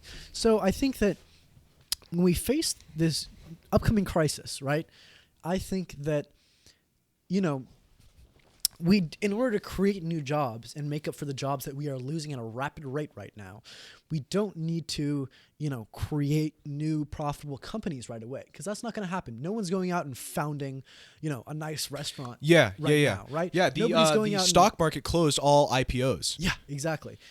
That's just no longer happening, right? So the idea that IPOs just means initial public offering, which is basically just this idea that a company can jump into the stock market. They close all IPOs. Exactly. Thanks for clarifying. Right? Yeah. So we right now in this time of crisis, it is not necessary to create the long-term, the institutions that are sustainable over the long term, right? We don't need to create long-term profitable businesses that will, be in place for hundreds of years. We're not going to find the new Ford. We're not going to find the new, Coca-Cola. Pfizer right now. It's not going to happen, right? However, we can create jobs for the American people that are hurting right now. We can create opportunities for people that don't have them right now. And we can do that through New Deal programs. We can, there's tons of things that, unemployed Americans can do right now. We can have them make hiking paths, right? Which is meaningless labor, but it will provide money to the American people where they don't have it otherwise. Yeah, and what's at stake? What's at stake? The entire American economy. That and also us going into more debt. Right. Which we are already so in debt. So much debt. Who cares about another $1 trillion to get the economy stimulated? Exactly. And I think that, I don't know. To me, there are two big pools of money that we can tap, right?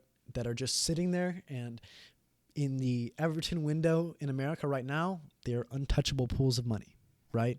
Neither party is discussing touching these pools of money, and that's the wealth of the owning class, right? The almost trillionaires now that own this country, right? Bezos, Bill Gates, Buffett, the Waltons, the Rockefellers. You know the guys, yeah, we right? know this. Yeah. And also the thousand of unnamed billionaires, right, too. That just live up in their country estates and hide from the public, right? You know, there are these front-facing billionaires, but there's even more that are just hiding behind trees, right? Yeah.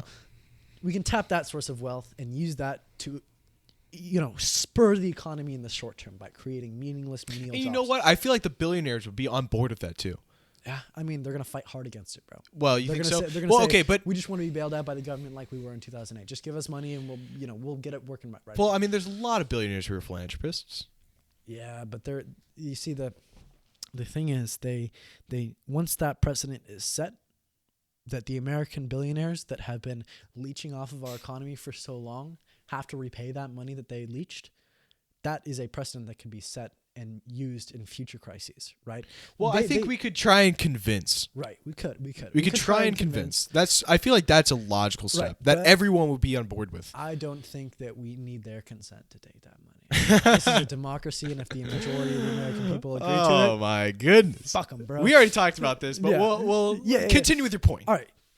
Oh, I forget my next point. Untapped money. The military. Military as well? Right. Okay. We can use some of the military budget, which is almost $1 trillion a year, $780 billion a year, is going to maintaining this massive military infrastructure, right? We already got enough military power. Right. I think that we should utilize some of that military budget and invest it back into the American economy. Use the Army Corps of Engineers to build railroads. Use the equipment that they have to reinvest into our infrastructure. They are sitting on such a massive pool of money. I mean, they're spending it. They're not just sitting on it, right? They're buying F-16s and new nukes and training personnel and all that good stuff with it, right? Which ultimately goes back into the American economy. It does. I think that it could be spent in ways that reinforce the parts of the economy that are hurting right now. Yeah. Military contractors are not hurting, right? They are not. They got a ton of money. They've got so much money, and they're not going to get tanked by this crisis, right? Yeah, well, Boeing, they provide planes. Right. They provide planes, but I'm talking Lockheed Martin and Raytheon and the guys that those guys are going to survive. That's for sure. They make missiles, right? Yeah. They have enough money. They aren't going to be hurt by this crisis, right? Yeah. Instead, we take some of that military budget and we spend it on the industries that are going to be hurt. Airlines, cruise liners, restaurants. Now, how would that be done? I don't know, man. I'm not an expert. But I know some guys in Washington could do it. And I know that is a massive pool of money. And okay, let's look at the military in another way, right? In this crisis, it is not being utilized. Right? Yeah. Well, I mean, no one's going to go to war with us right now. That's for sure. Yeah, definitely not, right? But the National Guard and the military the military as a whole have a massive amount of resources and a massive amount of capability to build things quickly, right? I think we should deploy the National Guard to build more ICU beds. I think that we should deploy their supply lines to make sure that we provide the necessary medical infrastructure or, the necessary medical supplies needed to combat this crisis. And in fact, it's happening at a small scale already, right? The U.S. Air Force is shipping medical masks and hazmat suits from Italy right now to America, right? Plane loads of these supplies are coming into America using the military budget. So it's already happening at a small scale. That's great. Right? And I think that we should expand that. Definitely. Yeah, well, here's something that we could do that would not necessarily take money from anyone, but we create more money, right? You're sounding like Bismarck, bro. We could just print more money. Weimar Republic, yeah.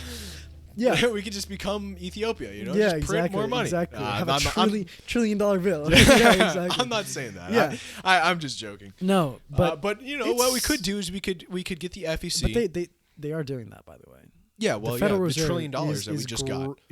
That money just got printed. It just got printed. Right. That didn't come from anywhere. But it's not going to tank the economy. It's not going to take the inflation. I mean, it'll probably change it, but not drastically. But here again, I do think one thing that would be super good, super good, would be using FDR as an example.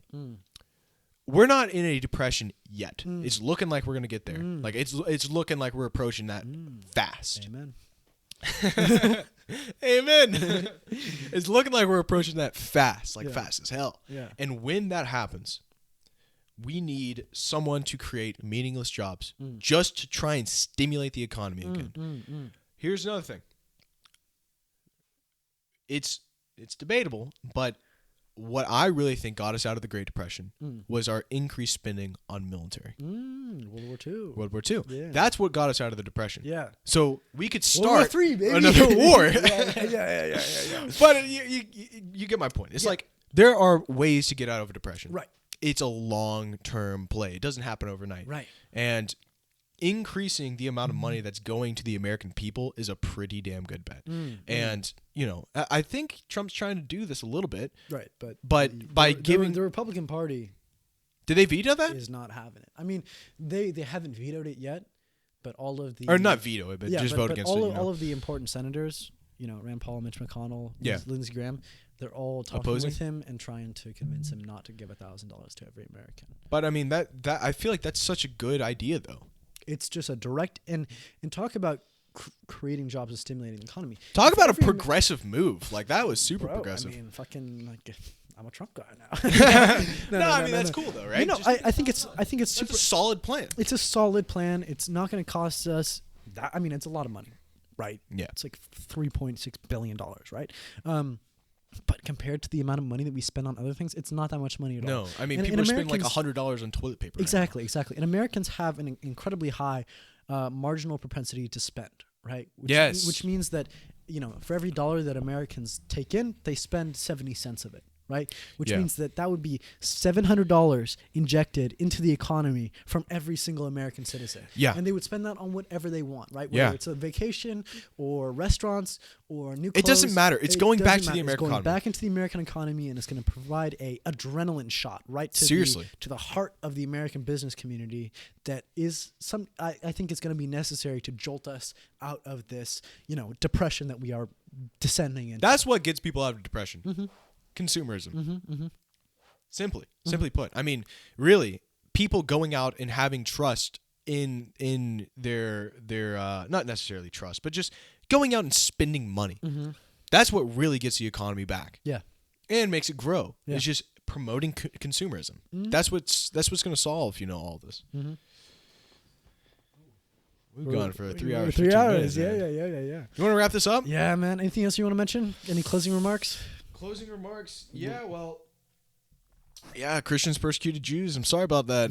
Sorry, Eric. I was making a very stupid claim. I went off and did a little bit of research, and we persecuted Jews. I'm glad you did. But you know, bad Christians exist, but Christianity as a whole is not bad. Yeah.